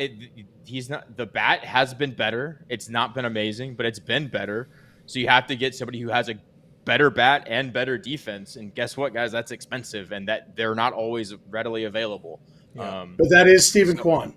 That is Stephen Quan, exactly, and it's going to be expensive. And I think in order for them to cut bait with Conforto, it's going to have to be a Stephen Quan type. You have to pay for it. I don't know if that's going to happen if they're willing to, because I think the Guardians wanted DeVree in a Quan trade, and if they wanted DeVree, you're talking like Zaire Hope plus. Yeah, well, it's with rushing the Dodgers, and like it's rushing hope and plus. Yeah, yeah, potentially. like it would be a lot. Matty Man is saying this is unbearable. It's not the spiciest trade deadline, but it's kind of in line with what I've been expecting. Alex Call definitely wasn't anybody on any of our radars for sure. But up to this point, with 30 minutes to go until the official end or the unofficial end of the trade deadline, and then other things could sprinkle in, it's a net gain over the roster they had 24 hours ago, and I like that. Having some sort of competition in the outfield, that's not somebody like spending a whole bunch of prospects on Stephen Quan, knowing there are a whole bunch of outfield prospects in the system that, yes, they're years away, but you trade away big names for Quan, and then you're kind of stuck needing to extend him or something like that, and then he's kind of, I don't know. You got to justify spending these prospects. We're not like AJ Preller. I'm trying now. I feel myself just trying to sell some cope here. Willie Castro to the Cubs. Yeah, Willie. I thought didn't he already get traded? He got traded to the Dodgers and a couple rumors a couple times, but yeah. I think Jim Bowden had him traded to the Dodgers, but this is the first time he's actually been traded this year. Breaking man. News. They need pitching more than they need a super utility man. Yeah, probably. Speaking of that, somebody gave us a 199. I think it was Stockton slapped or whatever. We have a couple of them. Yeah, or Bedenko's with 199 said, all good. We're getting Kyle Tucker this offseason. Speaking of the Cubs. I'm just saying, like, hey, we got outfielders galore coming down the pipeline. Yeah, kind of Kyle Tucker. I don't know if I'm all in on him because everybody's going to be all in on him, but that would be a hell of an addition. That'd be hilarious, that's for sure. Swelling Sausage with 199 says Joe Kelly will be back soon and bring some gas. He's also going to bring broken window. Yes, I every time I've learned every time you're going to bring up but that Clint, one time. He is a living pitcher. Mm-hmm. Yes, he's got that going for him. I wouldn't say good for sure, which you did in Stockton Slap with another super chat. Thank you very much, sir. We appreciate you. Talking about Dalton Rushing, he has looked very mid so far. Agree? I don't know about mid. I would say, I guess ultimately results are kind of mid. Maybe less than mid. But he looks like he is having a hard time adjusting and adapting to a new role. Jeff? Yeah, absolutely. I think I've been happy with the defense and the offense. It was going to be an uphill battle for him getting the play. And that's why they waited as long as they did. They waited until he had developed all that he could at AAA so that it wouldn't necessarily be destroying his development to come up and only play a couple times a week. I think Dalton Rushing is going to be fine in the long term. But yeah, I think that overall we shouldn't expect very much from him offensively this year. And that doesn't mean it won't happen, but I'm not expecting it. But I'm still high on Dalton Rushing overall in the long term because I think it's hard to adjust to major league pitching even under the best of conditions. And when you are only getting to play a couple times a week, it's even harder. I had saw another comment I wanted to hit that I felt was a good jumping off point, but first we're going to read this good comment, this super chat from Drive Toss, $5. Thank you very much. Chat losing their minds when the Dodgers are doing precisely what we thought they would do for the past 2 weeks. Thank you for being a chat of reason. Drive Protoss. I don't know if I hit the clap button for you, but I'll give you the clap again. We always hope it's going to be something crazy. We hope they're going to somehow go land like a Juan Soto and also not have to pay him or whatever. But I'm not upset at what I've seen so far, to reiterate this again. Yeah, I think it's really good in terms of they're filling out their needs. And the needs were, just a bridge guy in the bullpen and an outfielder who could get on base and play defense. And that's what they've got. And it's really, this is what we're hoping for. It's what we got. If they want, if they wanted to go out and blow us out of the water and go get, a Stephen Quan type or, a player of that caliber, obviously Kyle Tucker isn't for trade, but if they wanted to blow them out of the water and go get somebody like Kyle Tucker, yeah, of course, we'd all sit here and jump up and down and do backflips and dunk our head in the nearest vat of whiskey or whatever. But that's not the reality of what is available and what they No. need to do. This is what they need to do. And guess what? Doing moves like this, they're still a good team now, and they'll still be a good team in the future. And not a lot of organizations can say that, especially the one down south. I got a couple of things here, Jeff. Do you have anything pressing right Go now? ahead. Go So ahead. there was one chat. I have two chats, one from Mark, but there was another one I saw earlier. I couldn't see who had posted it, so I apologize for stealing your thunder here. But they were talking more about Dustin May, saying let's just trade May and get it over with. Would you rather see Dustin May traded or move into some sort of bullpen role to see if you have something there? What do you think, Jeff? I don't think his trade value would be super high. I'm fine with either option if they could get some value for him. I don't like the idea of trading him just to trade him. I wish that he, with him not having the options available and going to free agency after this year, they don't have a ton of time to figure out what he can do in the bullpen. So it would need to be a quick discovery. So in that way, I think it might make more sense to trade him if there was an opportunity to get value for him. But my guess is there won't be an opportunity to get great value for him. So go ahead and throw him in the bullpen and see if he can get back up to throwing 100 as a reliever and see if that helps him at all. Yeah.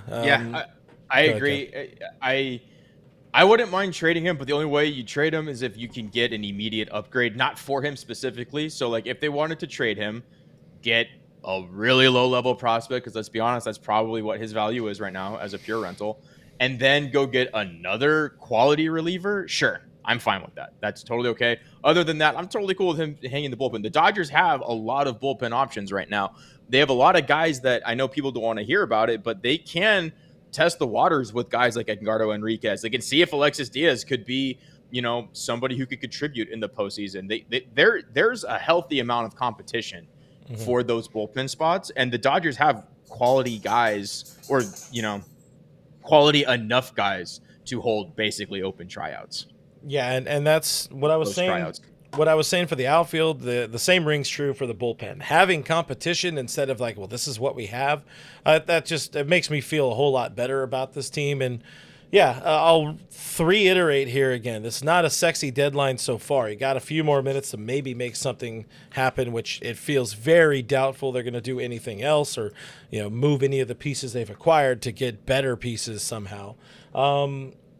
But if you have competition, Alex Call is going to push Conforto to be his best. And one of those guys will be starting just about every day in the postseason. Ideally, it's the one that played better than the other guy, not just whoever just didn't fall apart and get hurt.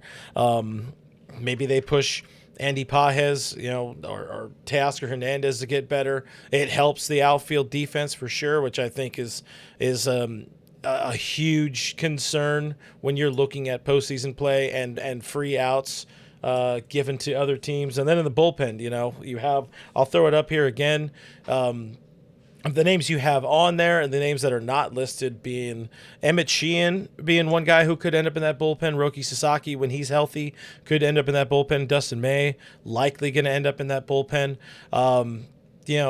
Better than Alexis Diaz, even though he's been pretty solid to kind of over these couple of games to open his Dodgers career, to not be forced to run Kirby Yates out there on your postseason roster if he continues to be doo-doo, to not have to worry about Will Klein or Bobby Miller actually being legitimate options for this team.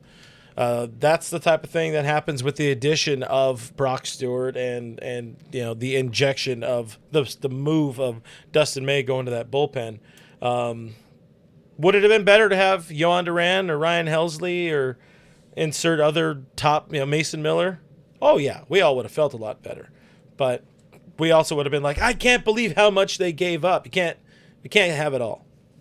I just want to say I really respect an hour and 39 minutes into this stream that you still haven't changed that, so it still says Ed Gargo on that. Well, I need to do a couple of things to change it, so it's not worth it. It's the good stuff. Ed Gargo now. Yeah, I'm a big fan of Ed Gargo. He's Ed Gardo's brother or something like that. So I want to. What do you got? So I've just seen a lot of people, they want to talk about how the Padres are improving drastically and the Dodgers are, not improving. They are improving on the margins. That's because the Padres have way bigger needs and they had way bigger holes in their roster than the Dodgers did. If you look at DH, which is where you can expect either Laureano or O'Hearn to fill, the Padres WRC plus out of the DH was 28th. The Dodgers first. If you look at the outfield, they're close. I think they were both like 18th and 19th, but that's with Michael Conforto literally being one of the worst hitters in baseball and having recently turned it around. For the Padres, Jackson Merrill has not been good in like the last 2 months, I think, and their left fielder like had no hope. There was no hope in left field. At least the Dodgers have some amount of hope in left field from Michael Conforto, and now you have Alex Call who can supplement that. So the reason they're not making huge big splash trades, and the Padres are, it's because teams have very different degrees of need in these positions. Yeah, I agree. Jeff? Yeah, the fact is the Dodgers have massively underperformed so far this year, and they currently lead the division by 3 games. Obviously, we've reached the point in Dodgers fandom where, and it's probably a good thing, we're not happy with the division championship. We want a team that can win the World Series. And so that's how I'm trying to look at all of this stuff is what can the Dodgers do? So that's why I'm looking. I like Stephen Quan because he doesn't strike out. And I like that kind of hitter in October. I think he's less likely to slump against good pitching in October. Obviously the bullpen, you can never be too good. I think outfield defense could be important in October. What the Dodgers need to be doing right now is addressing any weaknesses they have for October. And the hard part about the reason they've underperformed this year is not so much on the pitching side. Yeah, there's been a ton of injuries. On the offensive side, where they've really underperformed, it's because guys aren't hitting as well as they should. And so not knowing what will Michael Conforto be, what will Mookie Betts be, what will Teoscar Hernandez be, what will Andy Pages be, what will Shohei Ohtani be, what will Freddie Freeman be, what will Tommy Edman be, there's a lot of question marks there that it's not as easy as, let's just go trade for this guy because he's a sure thing, and replace a bad thing with a sure good thing isn't really an option for this team. But it's also why we can't really, obviously we're all going to have opinions on how this trade deadline went in 18 minutes when the trade deadline is done, but we won't really know until November 2nd or whatever. We didn't know last year when they got Tommy Edman, Dodgers just acquired the NLCS MVP. There was one guy on Twitter who said it, a Cardinals fan who was angry about the trade. But other than that, the rest of us could not have envisioned. Some of us were excited about Tommy Edman. Nobody thought, there's your NLCS MVP. Mm-hmm. Some of us were excited about Kopech. Didn't really know what he was going to do. We were excited about Flaherty. Turned out that he was kind of hit and miss. He filled the role they needed, but you never really know how guys are going to play. That includes any guys they would acquire today and any guys that are already on the team.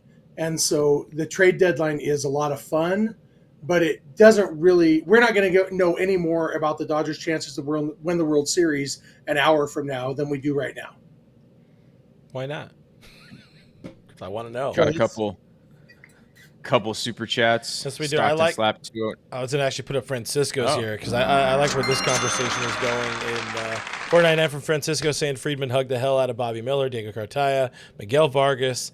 Tell me how that all worked out. 2 are gone. Other is horrific. Well, we appreciate the super chat and everybody supporting the show so far. We got probably a little less than an hour left of show left, unless something crazy goes on and they make some sort of franchise-altering deals. There is the prospect hugging narrative for sure.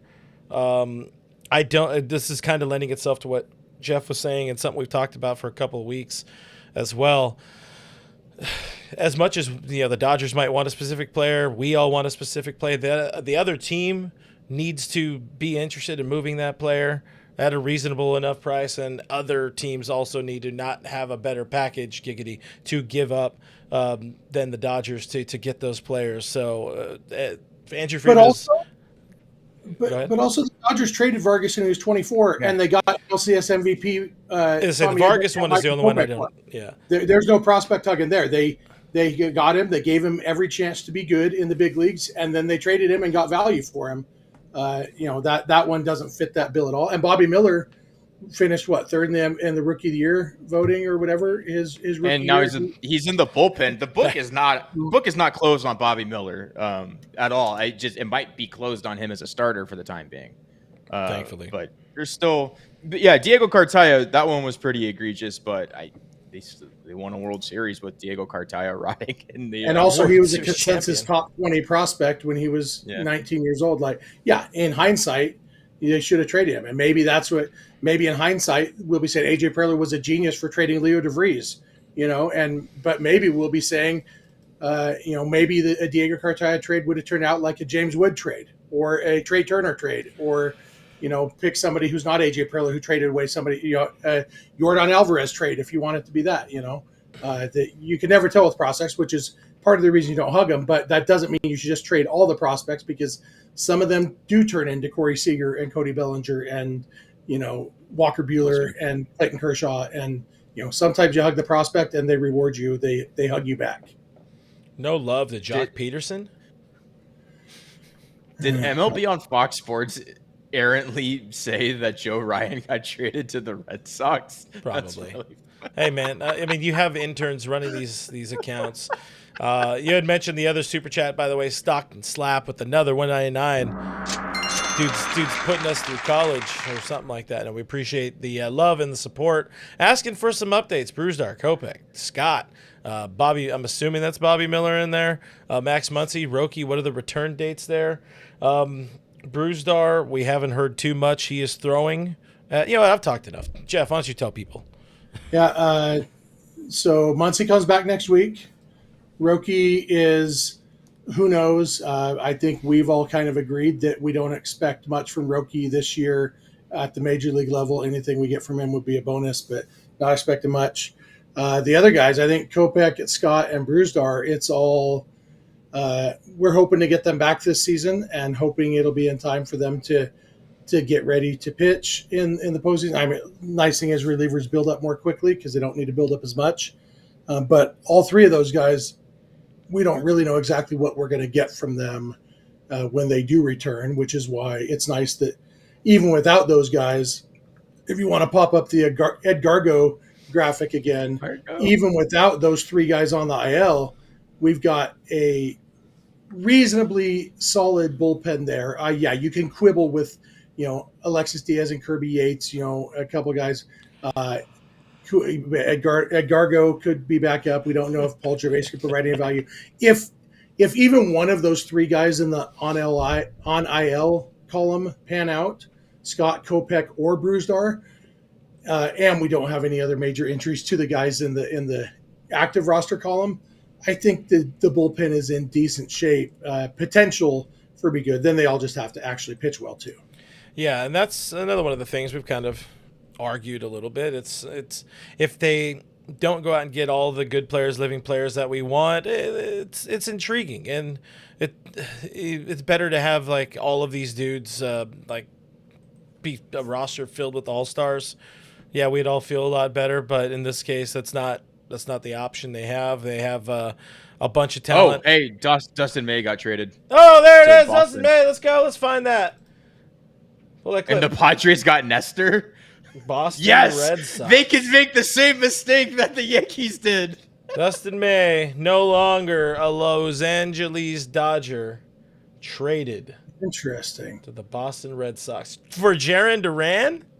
That's what I was about to say. Imagine if they end up pulling Jarren Duran out of their ass, how just ridiculous that would be. I have a. It's not going to happen. I have a bottle of Herbstant that I will. This will 1,000% be open, and then I will die. Marlins not trading Alcantara today, which is kind of a shocker, but maybe more of a. Scroll back up. This has been all day. Passett has been bodying Sherman all day. Also by the way. Padres getting messed. Good. Can have him. Just bring him in against Freddie. Just pitch him in the playoffs. We'll be happy to see him. But you said You said what about Passan? Passan has been bodying John Heyman. John Heyman at like multiple times has been like, I'm hearing like this news. And then Passan will either seconds later or even seconds before be like, no, this is actually happening. Jay, how has Nestor been doing? Grayson asking, are the Dodgers done making moves? It appears not. Apparently not. We don't know what the return's going to be for Dustin May, but Dustin May is on his way to Boston, where he had part of a good start over the weekend, if I remember correctly.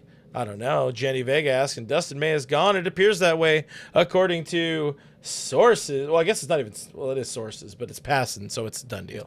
He's the it's guy. Passan But official. I would be surprised if it's for anything major, because I feel like if it was for any sort of major player, they would have headlined it and not Dustin May. It's just another. I mean, in the last 24 hours. Welcome back, Connor Wong.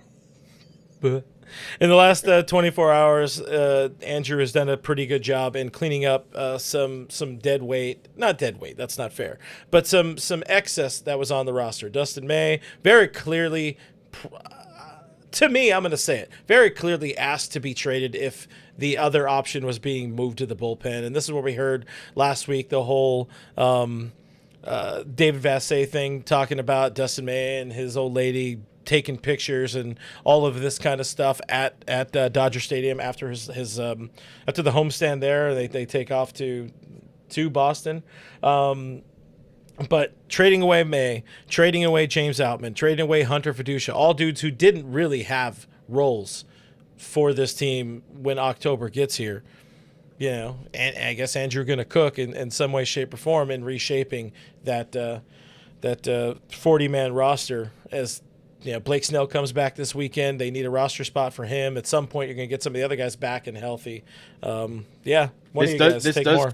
This does free up the 40-man roster spot that I was saying would kind of need to be open when Blake Snell does return.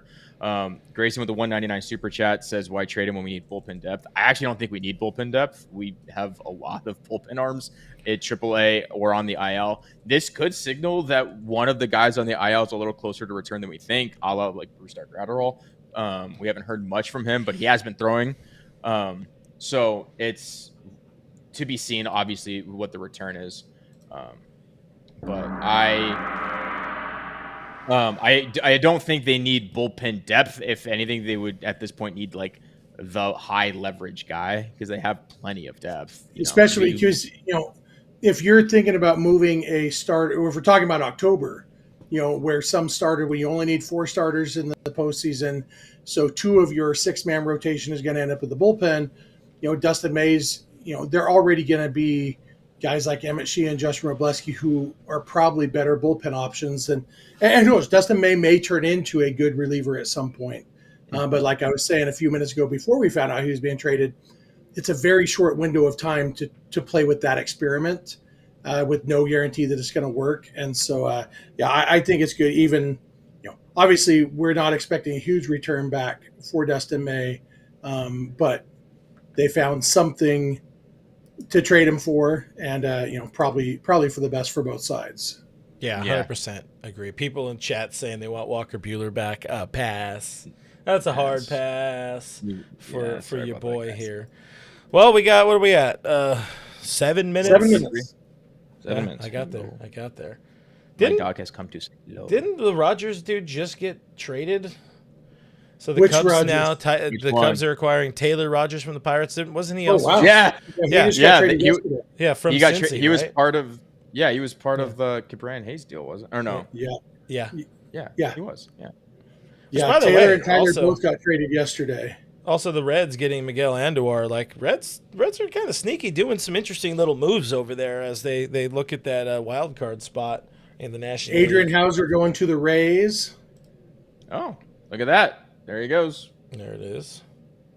So the Rays are in it, which means they probably are not trading Pete Fairbanks, which I never thought they were. Or maybe they are, and they're going to kick Adrian Hauser to the bullpen and use him to replace Fairbanks. I have this. It's the knockoff version of.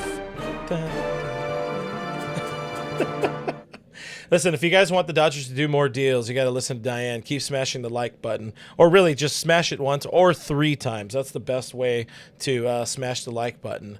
Matty Man 5 Dodgers having so much fun watching everybody else make moves. Listen, the Dodgers have made moves. They're not the moves we like.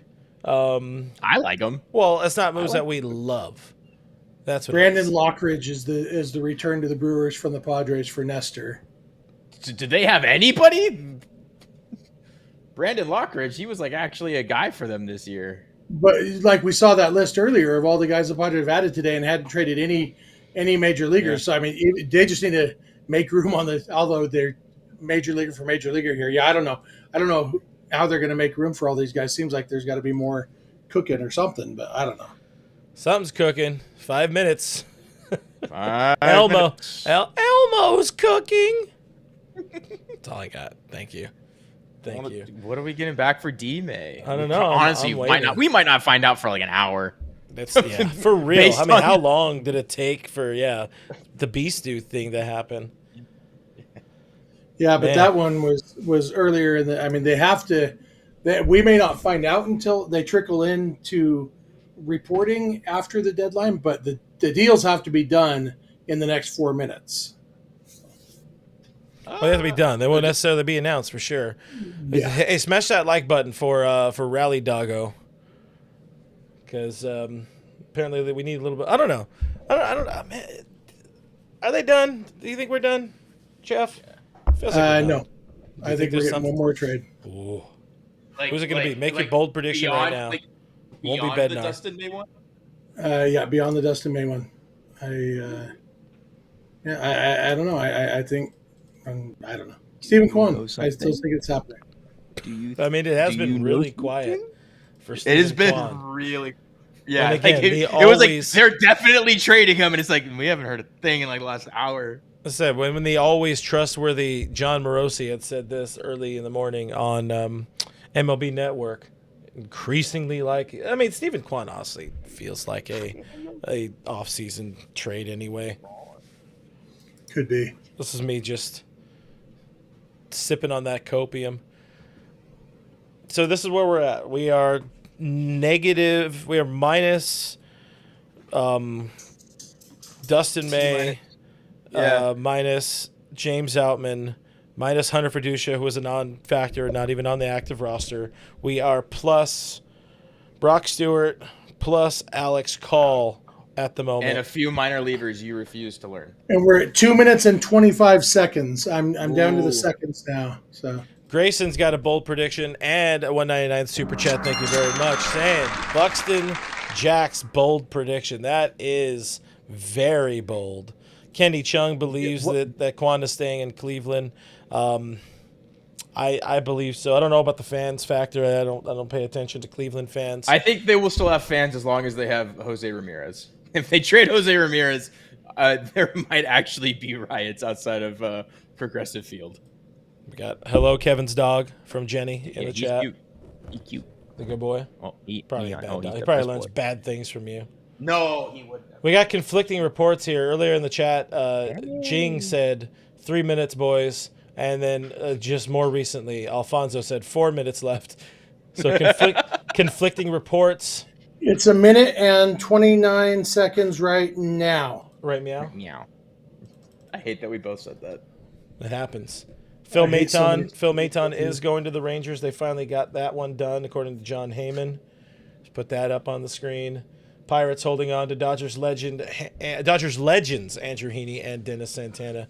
It's stupid for them to hold on to Dennis Santana. Well, both of those guys for sure. But if you can get, Dennis Santana, man, give me a not even a large, give me a medium 2-topping pizza from Domino's. 1 minute. Joshua Blank. They got rid of the guys with the good hair.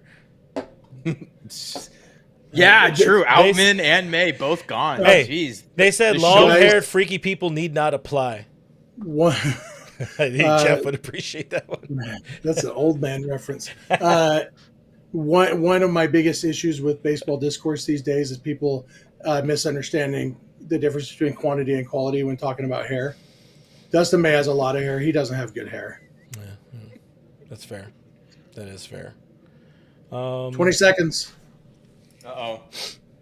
And there will be trades that will be announced afterwards. Yeah. So we're going to hang around through the deadline to see if any of those materialize. I mean, I want to say we'll stay until Dustin May gets announced or whatever the return is. But like I said, I don't know when we'll find out. Deadline has hit. Anything that is happening has happened. Now we'll just see what we find out about it. That's what we got. Gage asking what we got for May. We don't know yet. By the way, can we just like use this moving forward? Like if you say something dumb as, oh damn, my account was hacked. My wife. This is totally what happened. The one Art said here, of course, they still have Tyler Glasnow. So there's at least one big time hair guy left in the chat or in the bullpen or whatever on the team. That's the lyrics I'm looking for. Somebody wants Gonsolin to be traded. You don't have to worry about Tony Gonsolin because he's basically a non-factor for this team this year. With Giants traded Camilo Doval to the Yankees. I just saw that. Wow. Let's pull that one up here real quick. Oof. Come on, white screen. Wow, huge moves from the Yankees. Does that mean that Volpe knows how to defend at shortstop suddenly as well? That fall off has been kind of crazy. In 1 year, he went from Gold Glove caliber to I just like can't actually field. Oh, breaking news! The deadline. Thank you. The Sean. deadline is on a plane to Toronto. Camilo Doval. Oh, I mean, I'll happy not to see him again. That'll be nice. Man, I mean, I don't think anything else is happening outside of the May return. I do not envision anything else happening. I really don't. We'll see.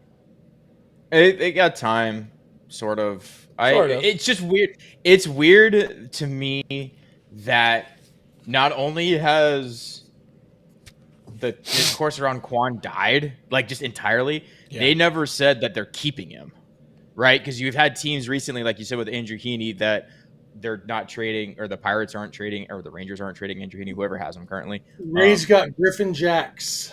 Ooh, Rays cooking. So there's Charlie the reliever Morton, to give Charlie us. Morton to the Tigers as well. Charlie Morton. Well, guys, as we hit enter hour 3 or the third hour of doing this, I think that's right. Zach Meisel says the Guardians are not trading Stephen Kwan. Breaking news. That's okay. I've been waiting to hear that part because the fact that we hadn't heard it yet was just weird. Okay. But that's not on my MLB Nationals, so. The asking price for Quan must have just been astronomical. Yeah. Very expensive in terms of prospect talent going back. But I was going to tell people, like the show, subscribe to the channel. We'd appreciate it if you did. It's been, out of all of the trade deadlines, today has been one of them. That much is certain. Louis Varland to the Blue Jays. So the Twins traded everybody except Byron Buxton.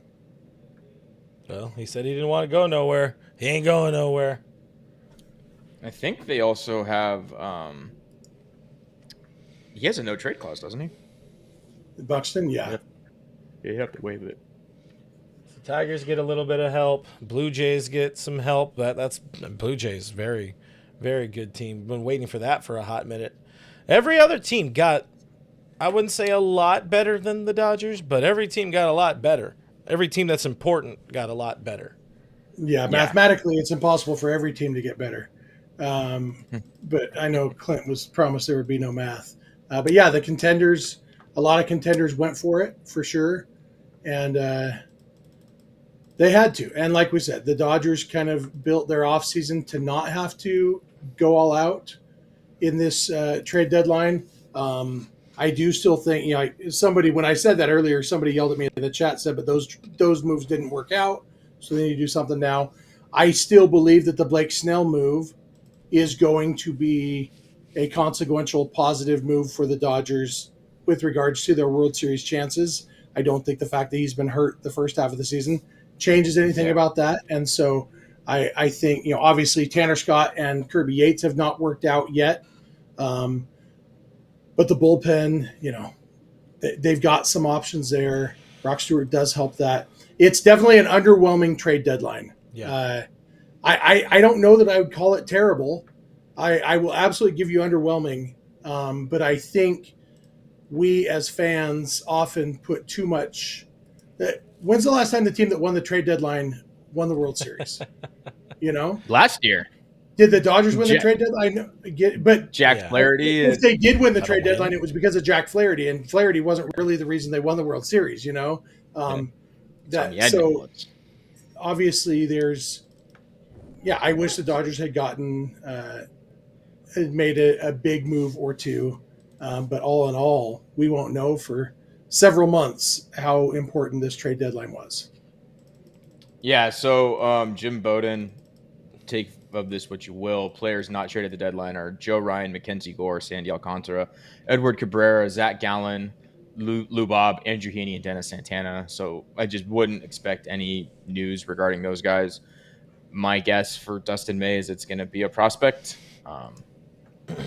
Is Jarren Duran a prospect? Here we go. We got it from That's true. Robert Murray has it. James Tibbs III from the Red Sox. Okay. Came from the Giants in the Devers trade.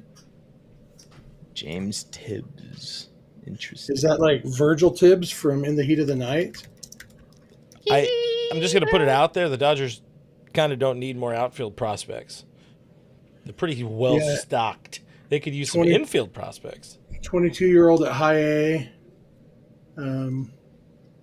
We got the Tibbs. He's played pretty well, 857 OPS in high A, so he's been pretty good. But according to Chandler Rome, the Astros Padres talks for Dylan Cease never got to the finish line, so it looks like Dylan Cease is staying put in San Diego. Stephen Kwan stays in Cleveland, according to Morosi. And Heyman. Boo. Blue Jays getting Ty France, Louis Varland. We have that. Nice. So we also had super chat from 5-Pack Dad here, $4.99. Thank you very much. Saying so sad Dodgers ruined baseball, so we couldn't have fun today. I had a good time. Yeah, I mean, realistically, Andrew Friedman said we're not going to do anything at the trade deadline back when he did offseason acquisitions. The fact that was at either the Tanner Scott or Kirby Yates press conference, I understand why fans are upset about him keeping his word. But in the end, I mean, the Dodgers didn't have huge holes. What the Dodgers have is a need for their good players to play goodly. Yeah. And that's something they've really been preaching for a hot minute. One weakness they had was outfield defense. They did address that with Alex Call. We'll see how they implement Alex Call to see how well they addressed it. But all in all, I mean, their main weaknesses are guys underperforming, and that just means they need to. I know underperforming and overperforming. What's just performing? Just performing? They just need to perform. Yeah. It's like being whelmed. You're either over or under, but nobody ever says they're just whelmed. Perfectly whelmed. So this was a quote from Brandon Gomes about a week ago. So via I think LA Times and Jack Harris here, the pieces that make sense moving forward. They're not going to be afraid, but over the long haul, big picture, 162 games. And what a potential playoff team will look like. The group is really talented, the group they have, and I would argue it's better than the team that won the World Series last year. And this was me kind of the reason I had put this into a graphic or whatever was this was the breadcrumbs continuing to be sprinkled that they weren't going to do what everybody wanted at the trade deadline. And they're true to their word. On Twitter, our buddy Jacob Brownson points out James Tibbs was the 13th pick in the draft last year, which is higher than the Dodgers ever get to pick. Just killed the ball at Florida State. To get that for Dustin May, is a solid return. Who knows what James Tibbs is going to turn into? But if you had told us, hey, without naming any names, say for Dustin May, the way he's pitched this year, we'll give you the 13th pick in last year's draft. She's okay. I don't care who it is. Sign me up. Let's do that trade. They did not need Dustin May, and to get and the same with Hunter Fiducia. Like again, if this was like Friedman offseason moves, dude absolutely cooked. Either way, dude absolutely cooked with excess parts. But it's not what people wanted. It's a trade deadline, and that's what makes it just feel not sexy right now. Chapter 1 saying they were sellers at the deadline. You could make the argument they were kind of sellers, but at the same time, they did pick up two important pieces with Brock Stewart and Alex Call. And I've had this one for a little while just to help people. And Kevin was talking about this. My buddy Blake Harris had tweeted this, the StatCast numbers, Alex Call versus Steven Quan on the right. And Alex Call, pretty dang good ball player, man.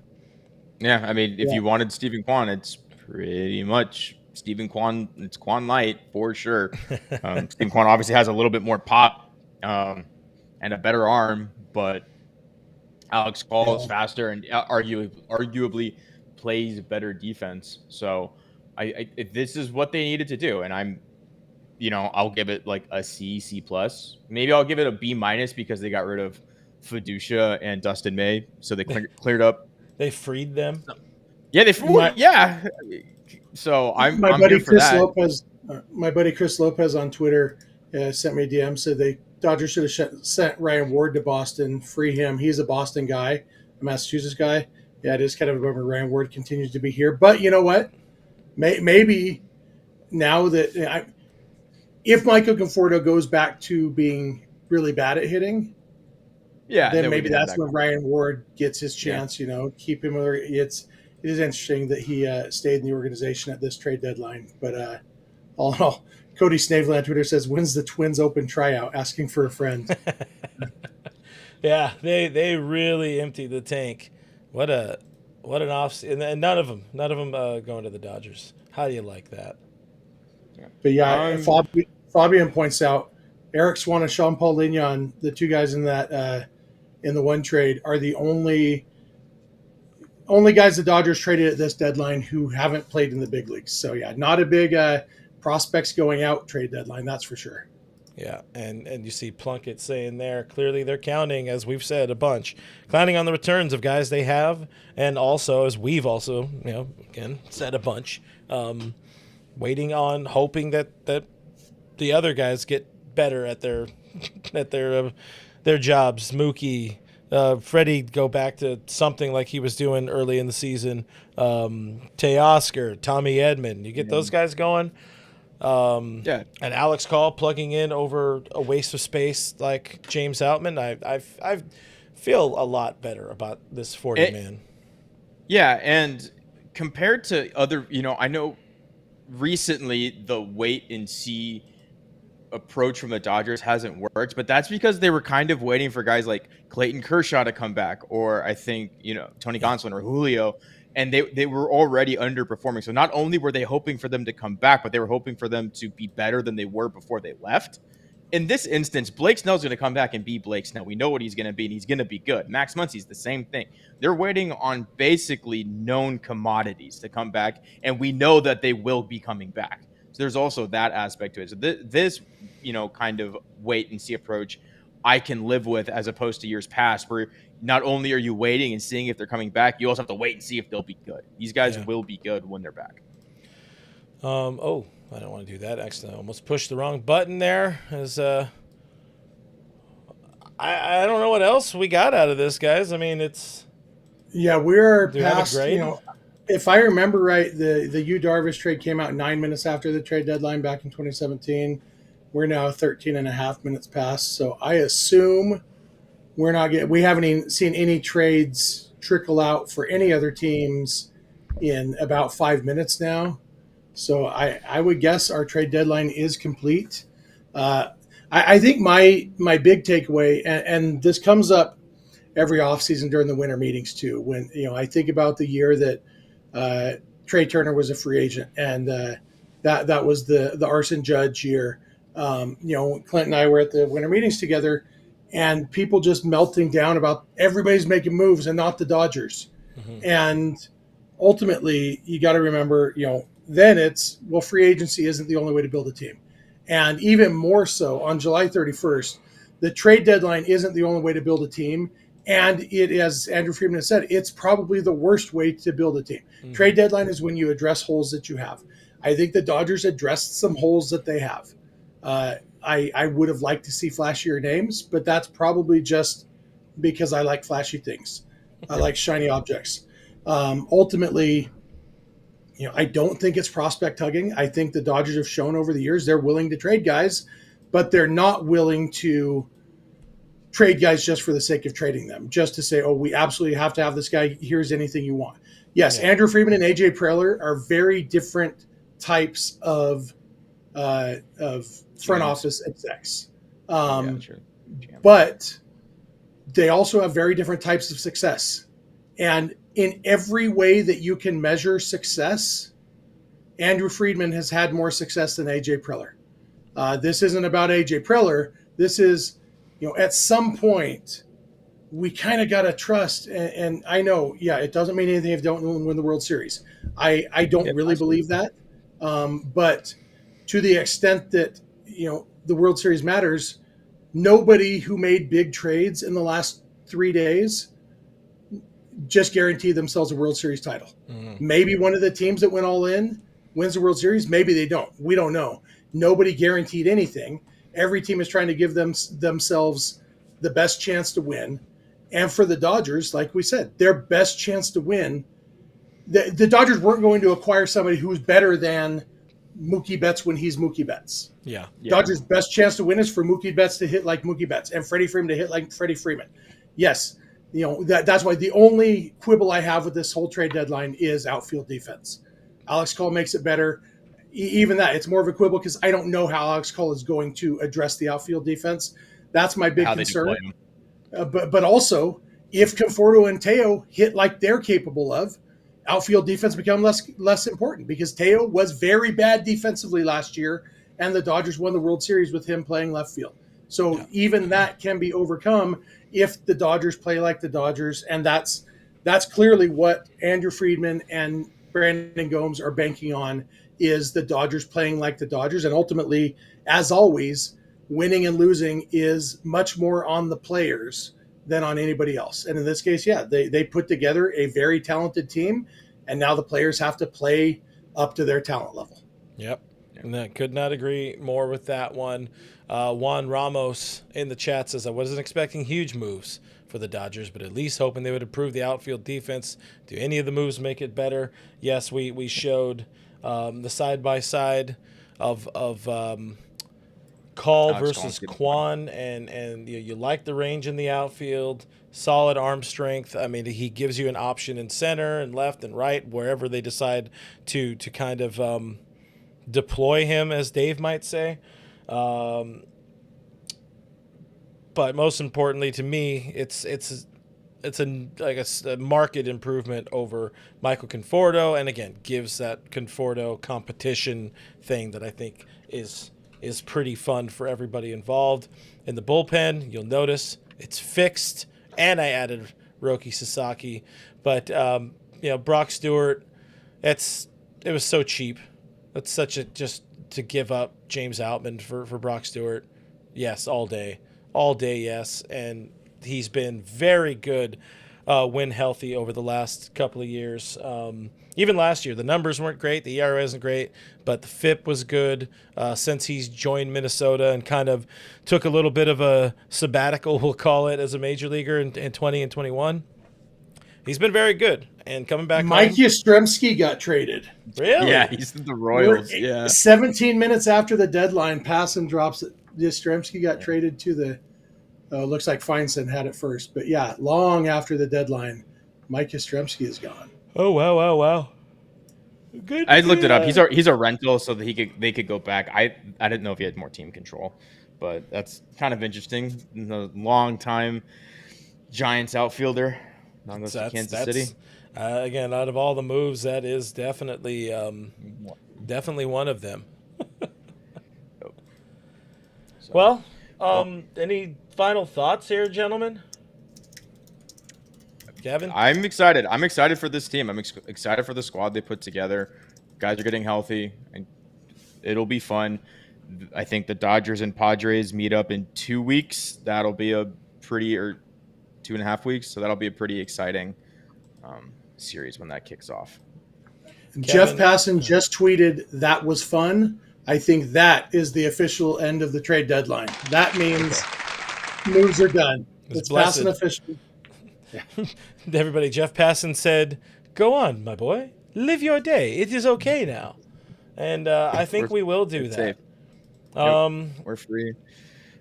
It's safe to come out now. A lot of, I can understand this. Again, say it again. I can understand the frustration with fans not thinking the team did enough. More so seeing all the moves the Padres made, the moves that the Phillies made, the Mets made, Yankees made, Astros made.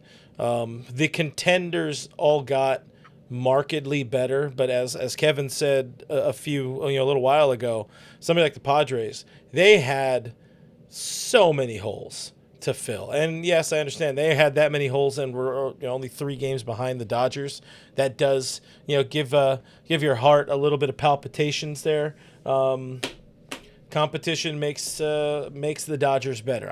I want to see these two teams playing each other to the death until the final game, until game 162. Hell, make it 163, because the Dodgers play better when they're actually playing for something in September, like they were last year, where they ended up going and winning a World Series. And much like Brandon Gomes said, even before the couple of moves they made today, this team is better than the team we saw in the postseason last year. Maybe it doesn't have the same heart, doesn't have the same dogs, but it is a better roster than the one that won the World Series last October. So do what you will with all that. We feel okay. You guys don't have to agree with us. As Jeff used to like to say, you just have to listen. That's the important thing here. We appreciate you guys hanging out with us over this trade deadline. It has been a lot of fun, stressful in all the wrong ways. Hopefully I pushed the buttons right for everybody to enjoy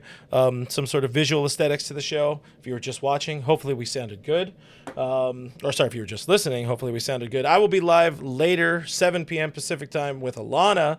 We will be breaking down and reacting more to this trade deadline and the teams that got better around us. But other than that, your boy is spent. So final thoughts, either of you gentlemen? No, I think we've covered it all. Tomorrow the games start again, and the real, if after the All-Star break is the second half, this is the third. The stretch run. We're in the stretch run now, and the Padres got better. The Giants got worse. The D-backs got worse. It is a 2-horse race in the NL West now, which is what we all expected. And one of the horses got new horseshoes. I don't know the right analogy, how you improve a horse, but the other horse, you ride a cowboy. The other horse hasn't been running very fastly, and is hopefully going to run faster. So, all in all, 2-horse race, and it'll be fun to watch. Kevin, it was fun to do it again next year. I guess we could. They might have a trade deadline next year. 2 years from now, I don't know. Well, that one is up in the air. But guys, thank you for watching. Thank you for listening. Appreciate the hell out of you guys who left super chats. You guys, you make us feel warm in my dead soul. A bunch of people helped support the show today. You can help support the show further by hitting that like button, hitting that subscribe button. That does go a long way. Also, supporting the show via Patreon if you are interested in that, or the join button here to become a YouTube member. Our most popular tier, of course, is the $5 tier, where you get access to our Discord server, where I am very curious how Discord has reacted to this while we've been live. Not well. I'm certain it has not gone well. So we're going to jump into there and start talking to people. We have game watch parties, members-only live streams, Dodger game meetups, all that kind of stuff is part of our Patreon or our Discord. Check it out, patreon.com/realfrg. The guy in the middle is Jeff Snyder. Give him a follow at Snydog. The guy all the way on my screen right is Kevin Skinner, who pointed the wrong way also. That's Skinner7 Kevin. I'm Real FRG on the social media. All Dodgers is presented by Bet Online. Do check that out. And one last trade. Brewers got Shelby Miller from the D-backs.